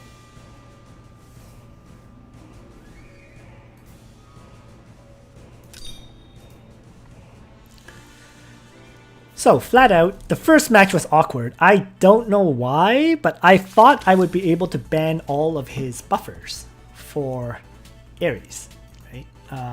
So, you know, get rid of Tiaris, get rid of Imelda, get rid of Iris kind of thing. So that's why I banned Tiaris first, right? This was my attempt. So he got rid of my Landius, pretty much as expected. I fully expected to have to play Juggler. And he actually chose Iris first, okay? So that actually really threw me off. At this point, I really should have gotten rid of Claret and Ares, I think. But I don't know what I was thinking here, frankly. For some reason, I banned Zerda and Sonya. Massive mistake there. Like, I truly don't know what I was thinking. So obviously, because of that, I play my Juggler, and he bans my Tiaris and Waller, both characters who can provide healing to Juggler, and he plays Ares right away. Right? Obvious move. So I made a massive mistake just now. Still not sure why I did that. Sonya and Zerda instead of Claret and Ares. In any case though, major pick ban error there just now on my part. So I get rid of Claret and Mystery Knight now. Just trying to eliminate the high mobility characters that he has to attack me with, right? So Zerda was gone, Sonya was gone, you know, Claret was gone. Mystery Knight was very questionable. I probably should have gotten rid of Leon as well here, but I play Liana. You know, I lost two of my healers. I have to pick a healer, which was Liana. He now gets rid of my Ares and Zerda. And he plays Yusuke. So I now do a very late Juggler and Deedlit ban. Juggler because I didn't want him to teleport forward to protect Ares. Deedlit because I didn't want Deedlit to get gospeled by Yusuke. So on my side, I now play Gizarov. Gizarov can faction buff Juggler, so, and he has the summon and he has an AoE attack. So lots of reason to play Gizarov here. I now lose Deedlit and Bozo. You know, pretty much expected. And NS now plays Landius, right? A very late tank play. So at this point, I get rid of Rachel and Luna. I didn't think it would matter anymore leaving Imelda in the fight. I knew Juggler was dead. Long story short, between Iris and possibly Imelda, I was like, whatever. So I played Diharto though. Because Diharto has a faction buff for Origins of Light, so he could buff up both Luna and Hiei if I get them. I don't, and NS bans both of them. And at this point, he plays Leon. So he makes a lot of sense, right? Instead of bringing a second buffer, he brings an extra damage dealer, which is important. And so on my side, I play Listel. Had to choose between Listel and Omega. Both of them were very viable characters. I was actually very, very torn on who to pick here. Because I knew Omega, I actually looked at NS's characters. I knew NS's skill on his characters was quite low. So Omega, even without a faction buff, I knew could one-shot a lot of these characters. Because he can ignore guard. But I had to choose between Omega and Listel. This was very, as I mentioned, very, very tough pick. I really was not sure who to go with. And ultimately I decided Listel would be a better choice. Because my Listel is very, very tough. Even without a faction buff, I was very confident in her survivability. She has very, very good enchants. So 717 defense, 13,715 hit points. And also a pretty good magic defense value too. The one mistake I made was I forgot to change up her skills a bit. I have Blood Dance, Mind Bore, and Seal. Right? Normally you would probably bring Reaper's Touch. I did not. So that was my major mistake here. I would have brought Seal anyways. Blood Dance I would have brought as well, but I really should have replaced Mind Bore with Reaper's Touch to hit Iris with it. So that was one mistake I made in the deployment phase as well, not changing up the skills on Listel. Liena has her usual Act Again Gospel Prayer. Here, because I didn't have anybody to faction buff up for Diharto, I ended up bringing Strike, Calamity, and Move Again. So the whole point of this Diharto build is that he strikes for extra mobility, he can Calamity to do Ignore Guard, and then he can move again to retreat back. One thing I realized is I actually forgot to unlock his 3C skill. Because this is the time where you bring his 3C. It should have been Strike, his 3C, and Move Again. Instead I had Calamity. So it was purely because I didn't unlock his 3C. I thought I did, but I totally forgot to. So a little bit worrisome. At the end of the day though, from what I remember about his 3C, the only difference between his 3C and Calamity is that even if you don't kill a target, his 3C will cause a stun attack effect. It would have, so for this particular fight, it wouldn't have made a difference, but in other fights it would have. Yeah. Fortunately though, in this fight it would not have made a difference. So yeah, bit of a mistake there, and two mistakes in terms of skill selection, right? Gizarov though, I switched over to Leviathans because the Leviathans allow him to ignore water terrain. So that's why he can move through both of these water tiles and get to here right away. So let's begin.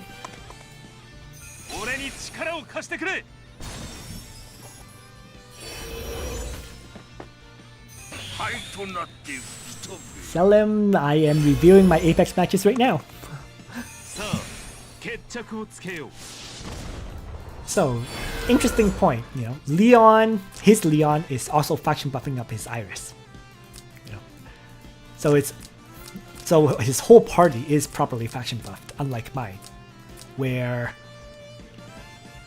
I guess the only guys who are faction buffed, or you can say are faction buffed, would be Gizerov, Juggler, and DiHarto.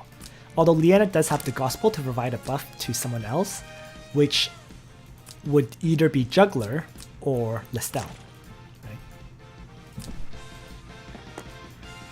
Right? So for now, I'm hovering in the back, you know, activating whatever skills I can, hoping that my Juggler might survive against Ares. But here, so after the Lestel teleport with Leisure Than the Iris, Ares gets to ignore terrain. So with those Heaven's Guard, he's still able to charge forward and attack. So there you go. Noble charge. Down goes Juggler. Even though I had over 1000 defense, Juggler still dies.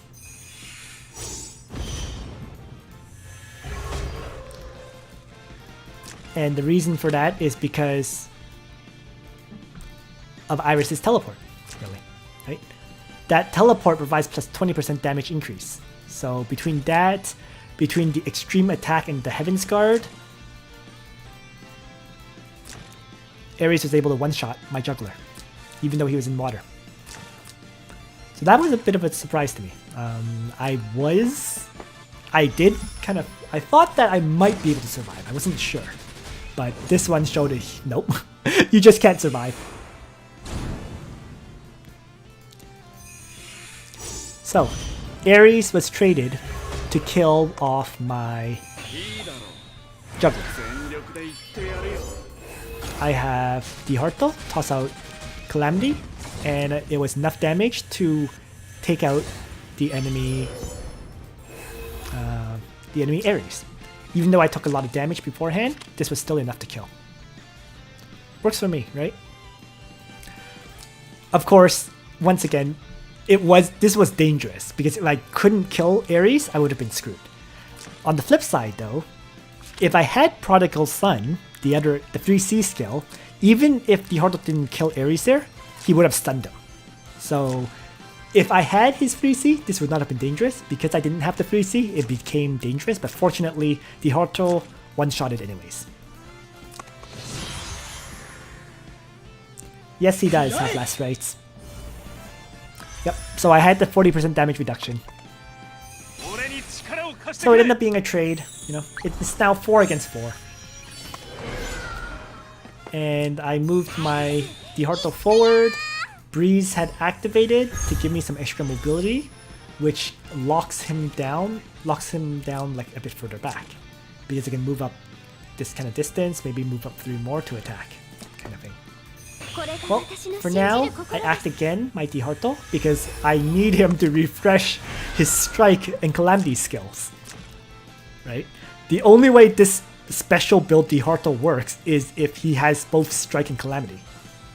So, since both skills are down, Act Again is used to make it come up as fast as possible.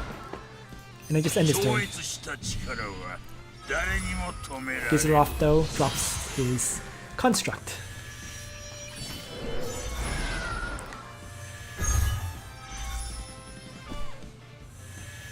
So just both sides are now hanging back. I have to hang back because I don't have my tank anymore.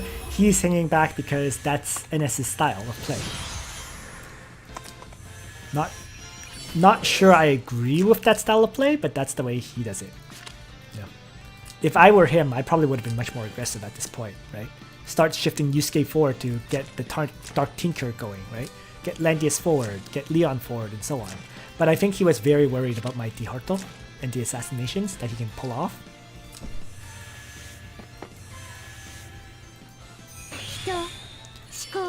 So he moved.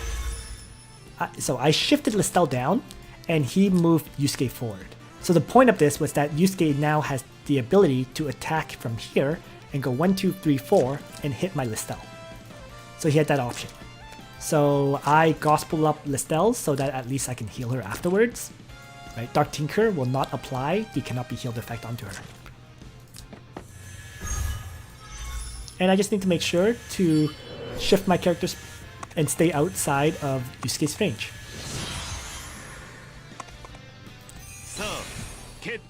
And so NS continues to hang back.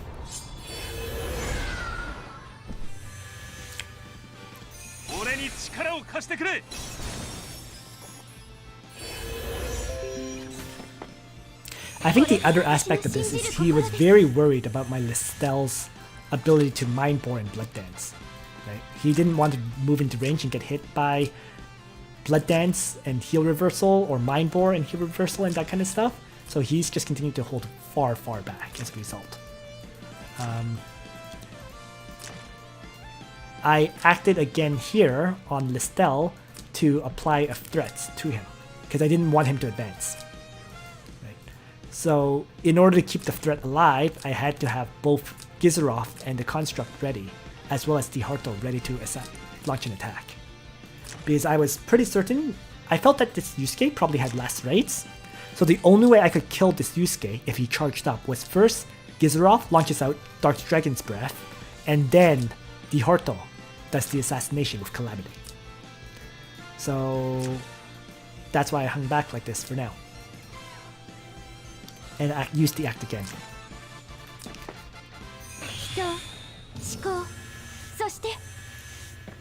And so, because I did that, he has Yusuke just reactivate Demon Domination instead of moving up to strike.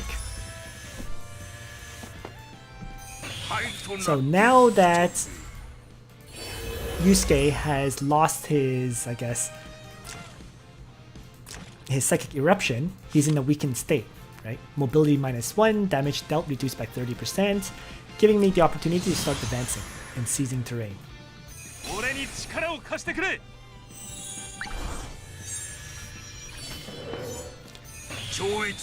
Now, this was a bit of a mistake. Okay, I decided to have Gizaroth launch his AoE to hit all the enemies. I also hit Leon, but this Leon had activated Mobility +2. So I was actually kind of worried here at this point, because he could now move all this way forward and then Chivalry to attack. Right? He wouldn't have been able to move this far if I had not hit him. It is what it is, though. The flip side of this is I got lucky with the attack, with the Dark Dragon's Breath. It applies one random debuff, and the debuff that was applied onto Leon was actually cannot receive buffs. So I just start committing in. You know.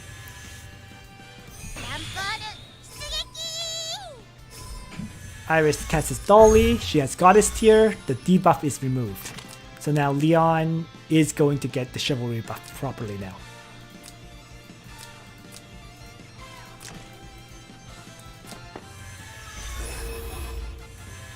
So just have everyone else start moving forward. And Leon charges in. This one I didn't really expect, but Leon, without using any kind of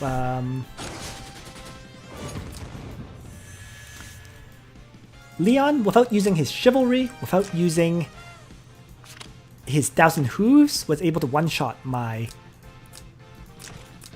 Gizaroth. So that was a bit of a surprise to me, but I should have expected it.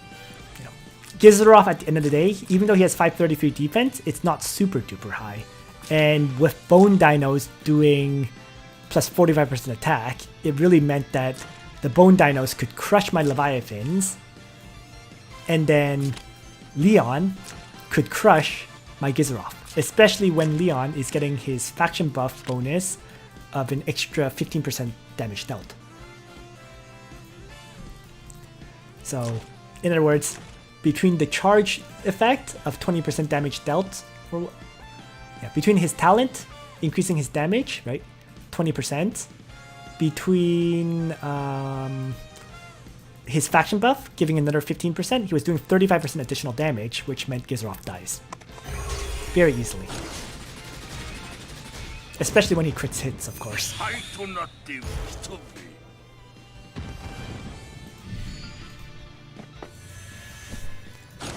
So I just try to start weakening this darn Leon.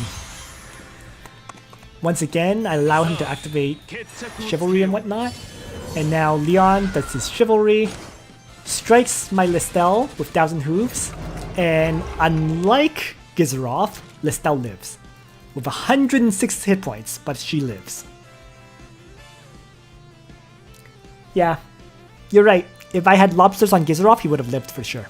The 50% damage reduction would have most likely kept him alive. I went for ranged attack damage soldiers, and that was probably a mistake. So you're totally right there. If I was willing to give up damage, he would have lived. But at the end of the day, it's not necessarily bad to lose Gizerov because it's created the construct after all. So here, Listel, with the last rites giving her 40% damage reduction with 717 attack, even though she didn't have a faction buff or gospel, she still successfully tanked this hit from Leon.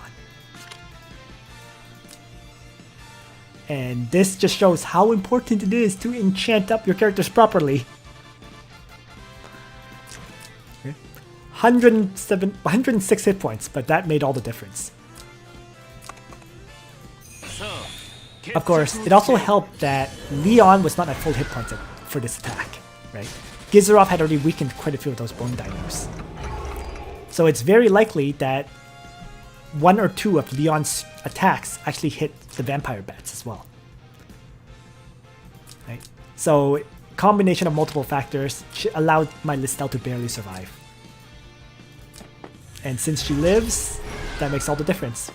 Because I can have Liana jump in now and pray her up to heal Listel up quite a bit. Landius jumps in, attacks my construct, can't kill it. So I now have my constructs, both of them, target Leon. And down goes Leon. So, you know, of course, it helped a lot that both of my constructs, because I had Gizerov launch out that AoE, right? The constructs both got a lot of buffs. So in the case of this construct, it has 5 buffs, because I faction buffed and it hit 4 enemies. This other construct, of course, I think was created when I died, when Gizerov died, so it's stuck at 4 buffs. But both of the constructs have the advanced strengthening component, giving them 40% damage dealt and 40% damage reduction, which is why Landius could not kill off this construct.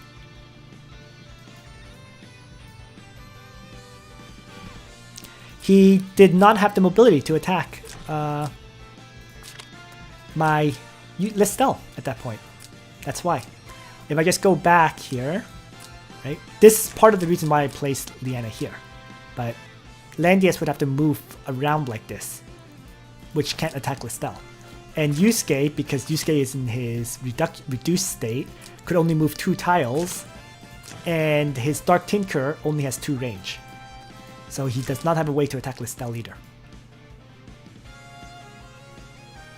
So Listel was kept safe.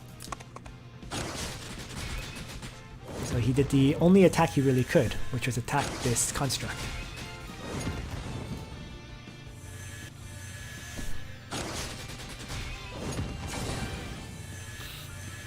Yes, he will. I agree. In any case, the 2 constructs now wipe out Leon. It is now 3v3, but I have 2 extra constructs. And here I start with Listel tossing out Mindbore. Right? Once again, it really should have been Reaper's Touch. Right? And I would have used Reaper's Touch on this Iris. But Mindbore it is.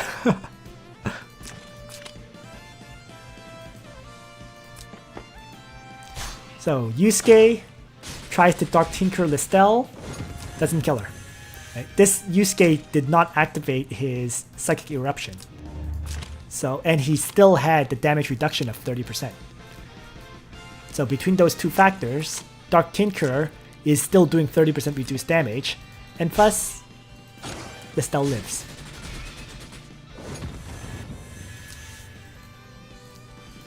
So now, Diharto has the opportunity to maybe jump in and attack. And I decide to go for it. So I chose to strike Yusuke and took out a huge chunk of his hit points. Also mobility downed him from the Demon Hunters, but it's not enough to stop him from attacking Listel yet again. So Listel dies to the second attack, and then Yusuke gets to heal up and yeah. And then remove all the buffs from, I guess, the Harto. So right now, his Landius will be guarding Yusuke. So I just choose to retreat instead of attack. So Construct jumps in, and the other Construct just moves to guard one of the tiles, because I knew Landius here would be losing his guard skill next turn. So by blocking this tile, I can kind of prevent this Iris from getting protected by Landius. So Iris has to move up, right? And she does provide. So she moves up, and her Dolly, I think, damages herself. Right? So Dolly damages herself, but it does heal the other two. So now, act again on the Harto, yet again. Need to refresh Calamity as always. NS finally activates Psychic Eruption on the Harto, or sorry, on Yusuke. But after the act again from Liana, the Harto has Strike again. So I strike, Calamity Throw, down goes Iris, and since Iris is killed, the Harto gets to stun someone. I didn't care who I stunned. If I stunned Landius, he would have just ended his turn here. And then if I stunned Yusuke, Yusuke can't do anything for a turn. So I was actually lucky. I got to stun Yusuke, so he's locked down for the next turn as well. So now Construct attack on Landius. It kills itself, but does a lot of damage to Landius. Second Construct attack. Since Landius lost his troops, the Construct doesn't die. And at that point, I chose to Gospel up the Construct. In hindsight, I probably should have Gospeled up the first Construct and then had it attack. I'm just going back a little because I'm not entirely sure if the Construct actually provide a stat buff. It's interesting because if I go back, it says this Construct has 1304 int, right? If I move forward, even after the Gospel, the Construct stats don't change.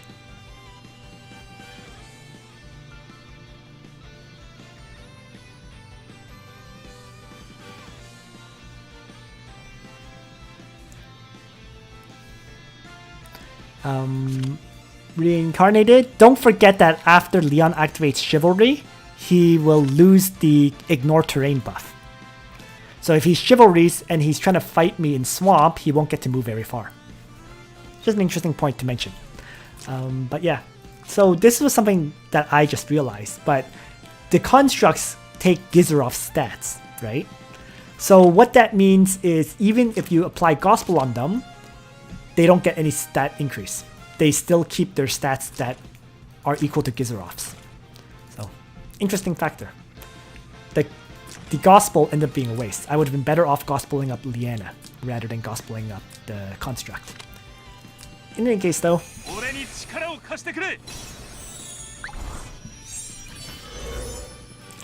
at this point, my goal is to finish off Landius. Right? Since Yusuke got stunned, he could not participate in battle this turn, which meant I could have everybody strike Landius and weaken him dramatically. And I got lucky here. Yusuke strikes my Diharto, and I activated my Aeolus's battle armor. So that, I think that pretty much kept him alive. Because if Aeolus' battle armor didn't activate, he probably would have died there. Given his low hit points.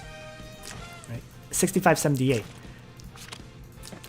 So once again, right, he took like 2,000 damage from Yusuke. I'm not sure what would have... Actually, I'm truly not sure what would have happened if I didn't have Aeolus' battle armor activate. I might have died, I might have lived. It's hard to say simply because this Yusuke didn't have full hit point zealots, first of all. Second, this Yusuke does not have a faction buff. So his attack was 1334 against a 495 defense Diharto. Zealots would have wiped out some of the Demon Hunters, but not all. Then the Yusuke would have wasted a lot of attacks finishing off the remaining Demon Hunters. And then it's a question of whether the remaining attacks would have done enough damage to kill Diharto if I didn't activate Aeolus' battle armor. Truly not sure. Would have been very luck-based either way. But since it activated, Diharto lived. At the end of the day, that's what actually occurred. And since he lived, I could have Liana prayer up and heal him up to nearly full. He did something very, very smart there. He suicided his Landius. Because he knew if he didn't, Diharto would attack Landius, kill him, and then stun Yusuke. So he did something incredibly smart there. Right? By suiciding Landius, my Diharto is now forced to attack this Yusuke. And this Yusuke got raised to full hit points too. From the suicidal Landius. So, once again, I have my construct weaken. Right? Sacrificing the constructs does a whole crazy amount of damage to Yusuke, but he heals up a bunch. And at that point, I chose to have my Diharto melee attack. It was either have range attack from just the Demon Hunters or have Diharto do his melee strike. And looking at the stats for the two characters, like the Demon Hunters only have 6 level 3 attack. It's garbage. So whereas Diharto has 1269 attack. So I knew that Diharto in melee mode would do a lot more damage this way, and it did chop off most of Yusuke's hit points that way. So Yusuke tries to melee strike and kills himself against my Diharto, finishing the battle. Yeah. At the end of the day, that battle ultimately turned into a slugfest. There was luck elements, there was luck elements of Aeolus' battle armor, there was yeah, it was awkward. I mean, I didn't make any mistakes in playing the match out, but my pick ban was so messed up that I was at a huge disadvantage. I mean, Diharto barely managed to pull that off for me, fortunately, with the Aeolus' activation and so on, but that was a very, very close match. Between Listel barely surviving and Diharto surviving against the damaged Yusuke, those two factors definitely won me the match.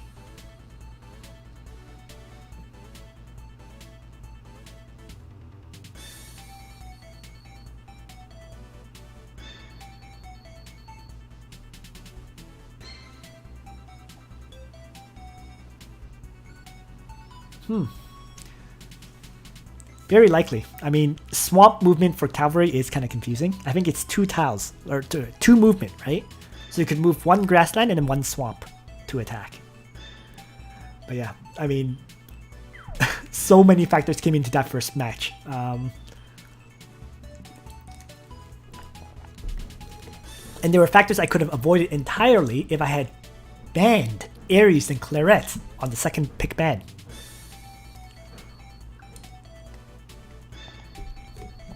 But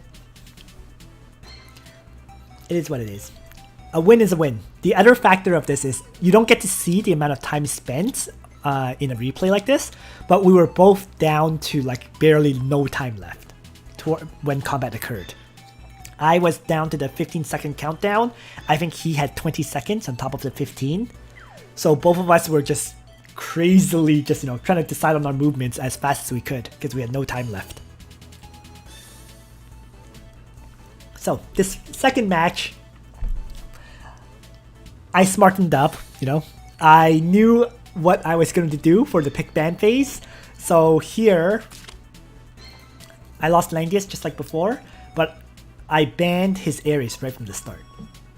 So he played Claret right away. So then I now ban his Langrisser and Zerida. I didn't. Both of these characters can provide extra buffs to Claret, right? Langrisser gives like 15% additional damage to Claret. Zerida gives, I think, 10% additional damage. So I got rid of both of the faction buffers for Claret, the major ones. And I played Juggler. This is like, if you allow Claret, you have to ban the 2 major faction buffs, like this. So NS then plays Luna, the remaining faction buff for Claret. But Luna's faction buff doesn't exactly increase Claret's damage, so it's much more manageable. So now I ban Tiaris and Iris, leaving him just Imelda. Right? Got rid of the attack blessing, got rid of the teleport forward. So he does have Imelda though, for pretty similar stuff to be fair. There's Queen's Whip, and then there's of course her talent, additional damage. And I play Tiaris. In hindsight, I should have probably considered allowing Iris rather than Imelda, but it's hard to say which one should have been allowed. Tiaris flat out had to get rid of, no matter what. The choice between Iris and Imelda was tougher. So here, now he gets rid of Diharto and Zerida. Makes a lot of sense actually, right? Diharto would have faction buffed up both Tiaris and Juggler. Zerida would have faction buffed up Juggler as well. But that's precisely why I have Gizaroff in play here. So he plays Imelda, okay? Pretty much expected. I get rid of his Leon and Sonya now, high mobility damage dealers, and play Gizaroff.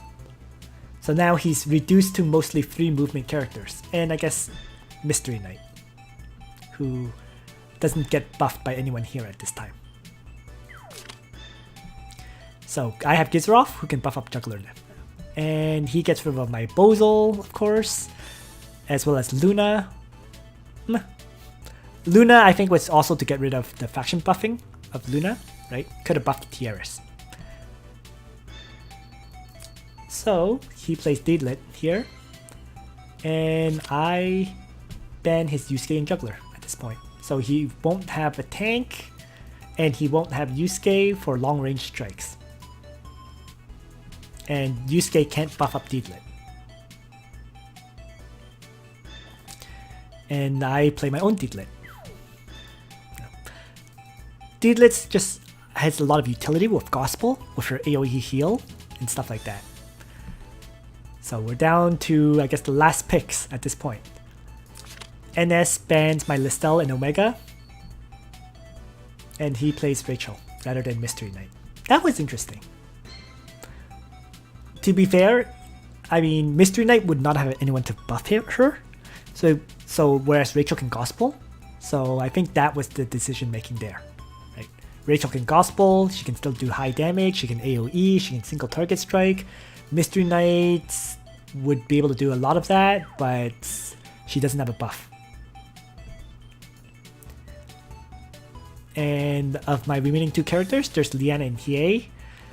I didn't really want 2 healers at this point, so I decided to go for Hiei rather than Liana. This was also a very tough pick, because this was one of those situations where I could have gone either way. But overall, I felt like Liana's Act Again would be less useful overall than than Hiei, with attacking twice and so on. So that's why I did that. And I knew Hiei can definitely assassinate a whole bunch of these enemies. So, once again, NS really likes his Heaven's Guard characters. So he's running Heaven's Guard Claret, which means she can't fly. So that was one less thing to worry about. But the flip side is, she does benefit from Wind God Realm. So he had the option to both mobility buff with the Queen's Whip on Claret, as well as apply Wind God Realm onto Claret too. So I offered my juggler for sacrifice right away. No, I was just like, you know what, whatever. If he wants to have Claret charge in and probably kill off my juggler, he's free to.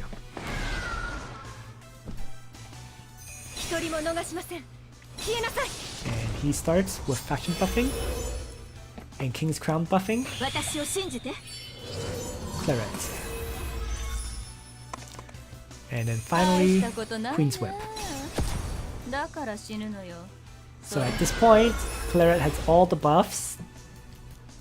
Right? She has her faction buff, she has the Queen's Whip buff, which lasts for 3 turns, she has mobility +2 for 3 turns, and she can also get Wind God Realm very shortly. So with all of that, she's able to charge in and attack my juggler.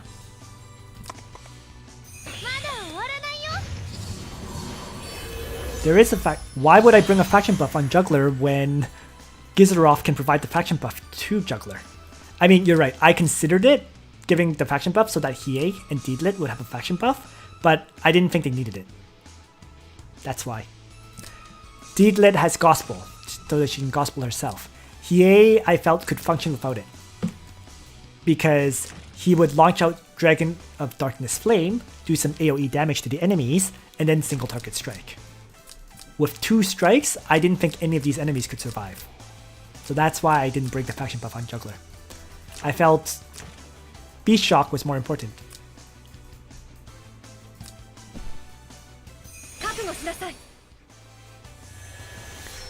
So here we go. He now activates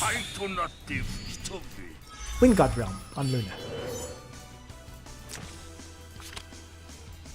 So all his characters are ready to strike, right?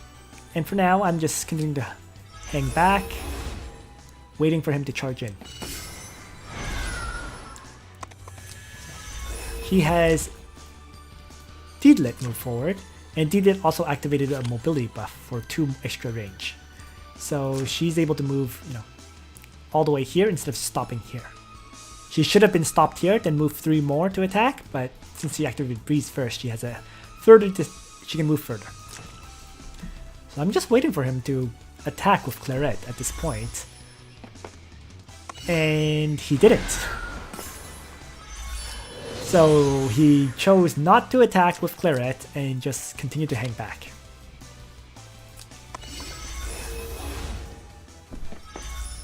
So I'm just incrementally moving characters. And I just had Tiara's attack blessing. Wasn't sure what to do there. So Deedlit charges 4 and actually single target strikes and kills my Tiaras.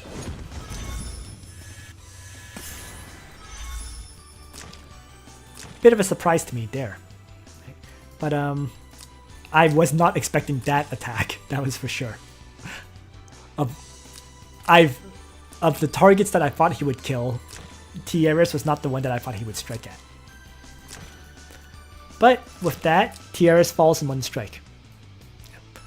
Would a faction buff made Tiaras live? Probably. There. Because the 30% magic defense would have probably been enough for Tiaras to survive against Deedlit. No guarantees though. But I thought the Bolt Rangers would tank enough damage from the Unicorns so that Deedlit would have to waste some strikes on Tiaras, on the Bolt Rangers. And then Tiaras, if she had a faction buff with more magic defense, 30% more, she would have probably lived against Deedlit. Probably. Once again, you never know.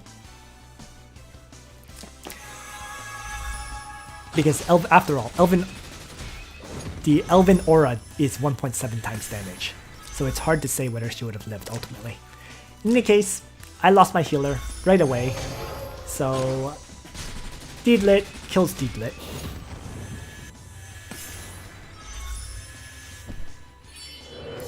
And he just continues to have Claret hang back. It's been very surprising to me. Luna moves back, then Claret moves back. So I think he was maybe waiting for my Triton to wear off. So since he was waiting for Triton to wear off, I decide to just use Sacred Beast him right away.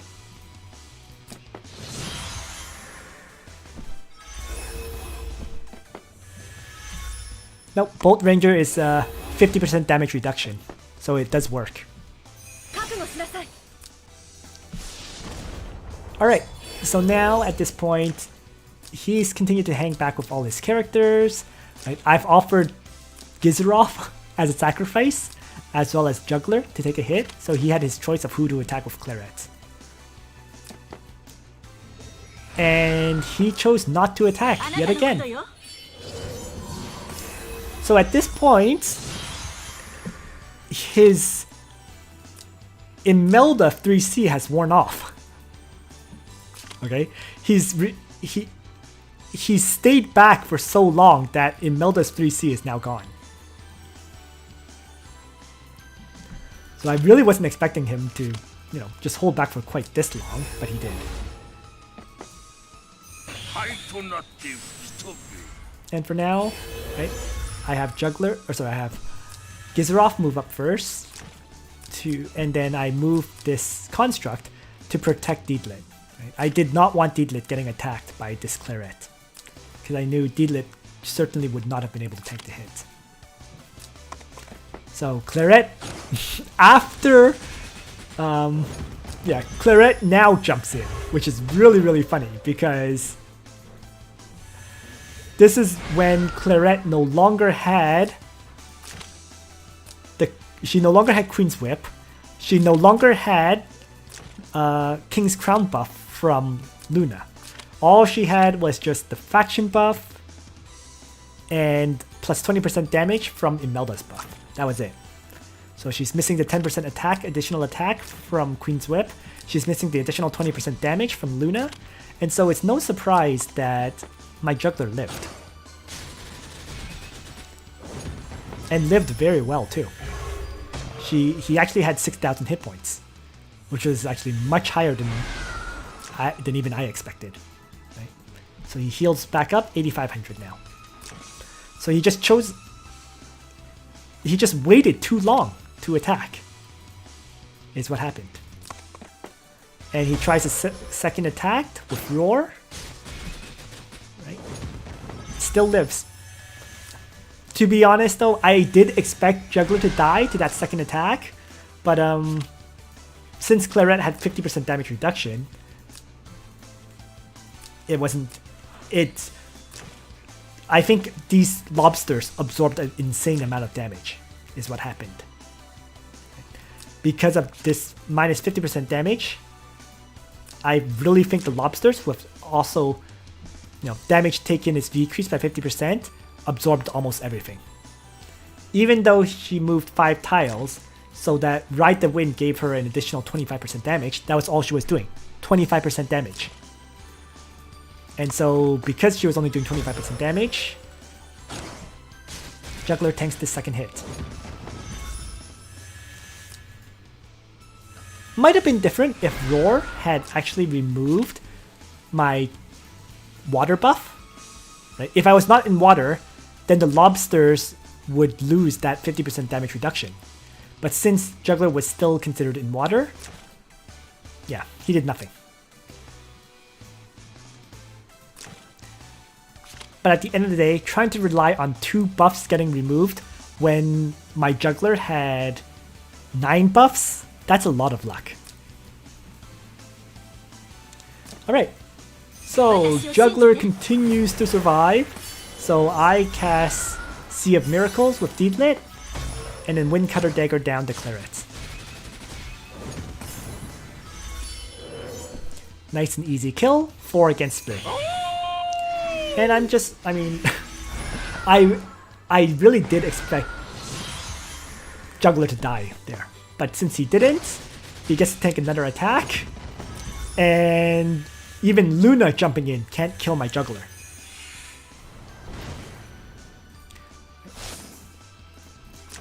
So this is a Luna with only 1772 attack, which is less than mine. Mine has around 2100 as a side note.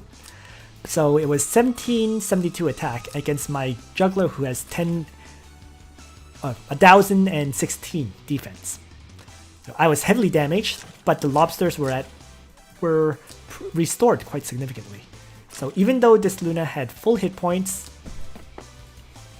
juggler just shrugged it off.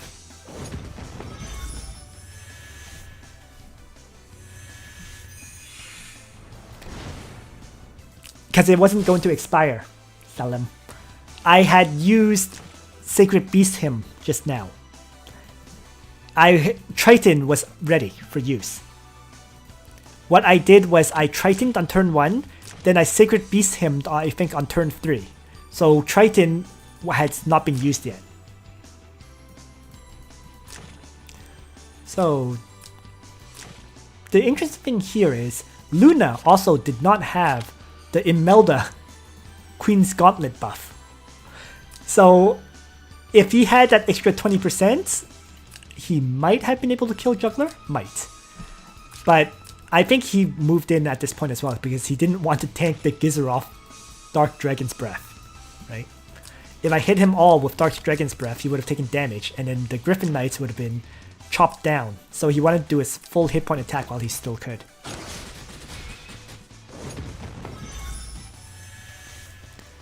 Well, he tried, and it didn't do enough damage to kill my juggler.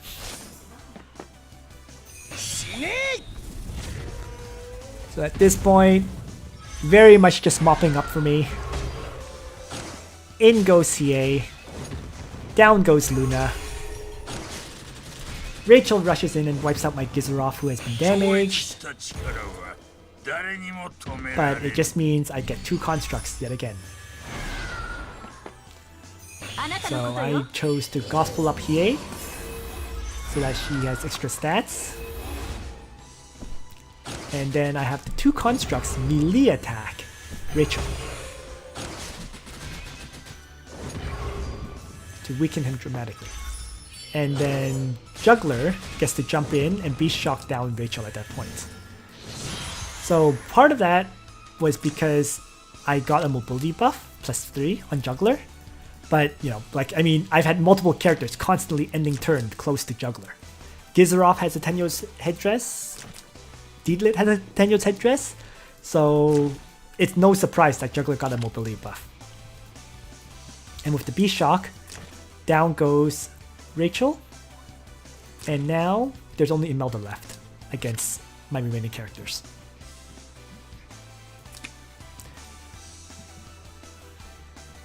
So ultimately, I mean, the first game, I screwed up big time, but managed to pull off a win with some luck, Aeoluses and so on. The second game, he just made a lot of mistakes, Ines.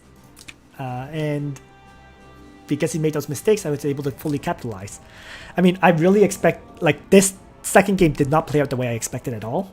I fully expected Claret to one-shot my Juggler early on, and in the battle would be a 4v4. But I was pretty confident that with Hiei, Deedlit, and Gizaroth, and Tiaras to provide healing, I would win. But it played out very differently from what I expected.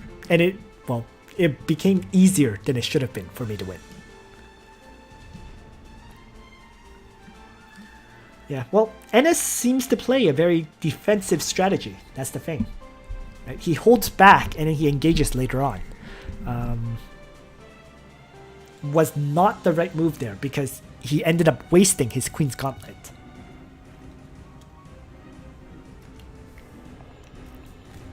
So those were my 2 matches, and I think this is long enough for this stream. Wow, I've been live for over 2 hours. So that's it for now. If you guys have videos that you think I should go over, like matches I should go over, like matches that maybe you didn't understand or matches that were interesting, let me know which fights they are. I'll find some time this coming week to maybe review those matches. But that's it for this video. Yeah, this week I'm going to be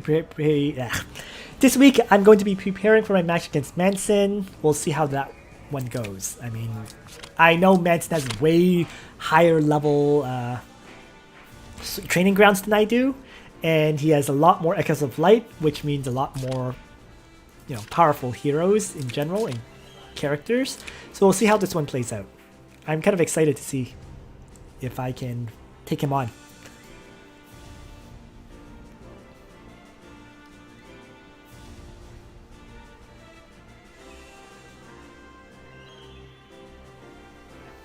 So thanks for watching, everyone.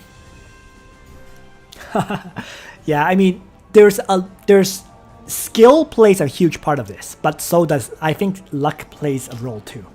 You can minimize the luck, you know, depending on which characters you allow in and so on and so forth, but luck does have an impact. Thanks everyone. I hope you enjoyed this stream reviewing my matches. And once again, if you guys have any matches that you feel like I should review, leave them in the comments section and I'll check them out.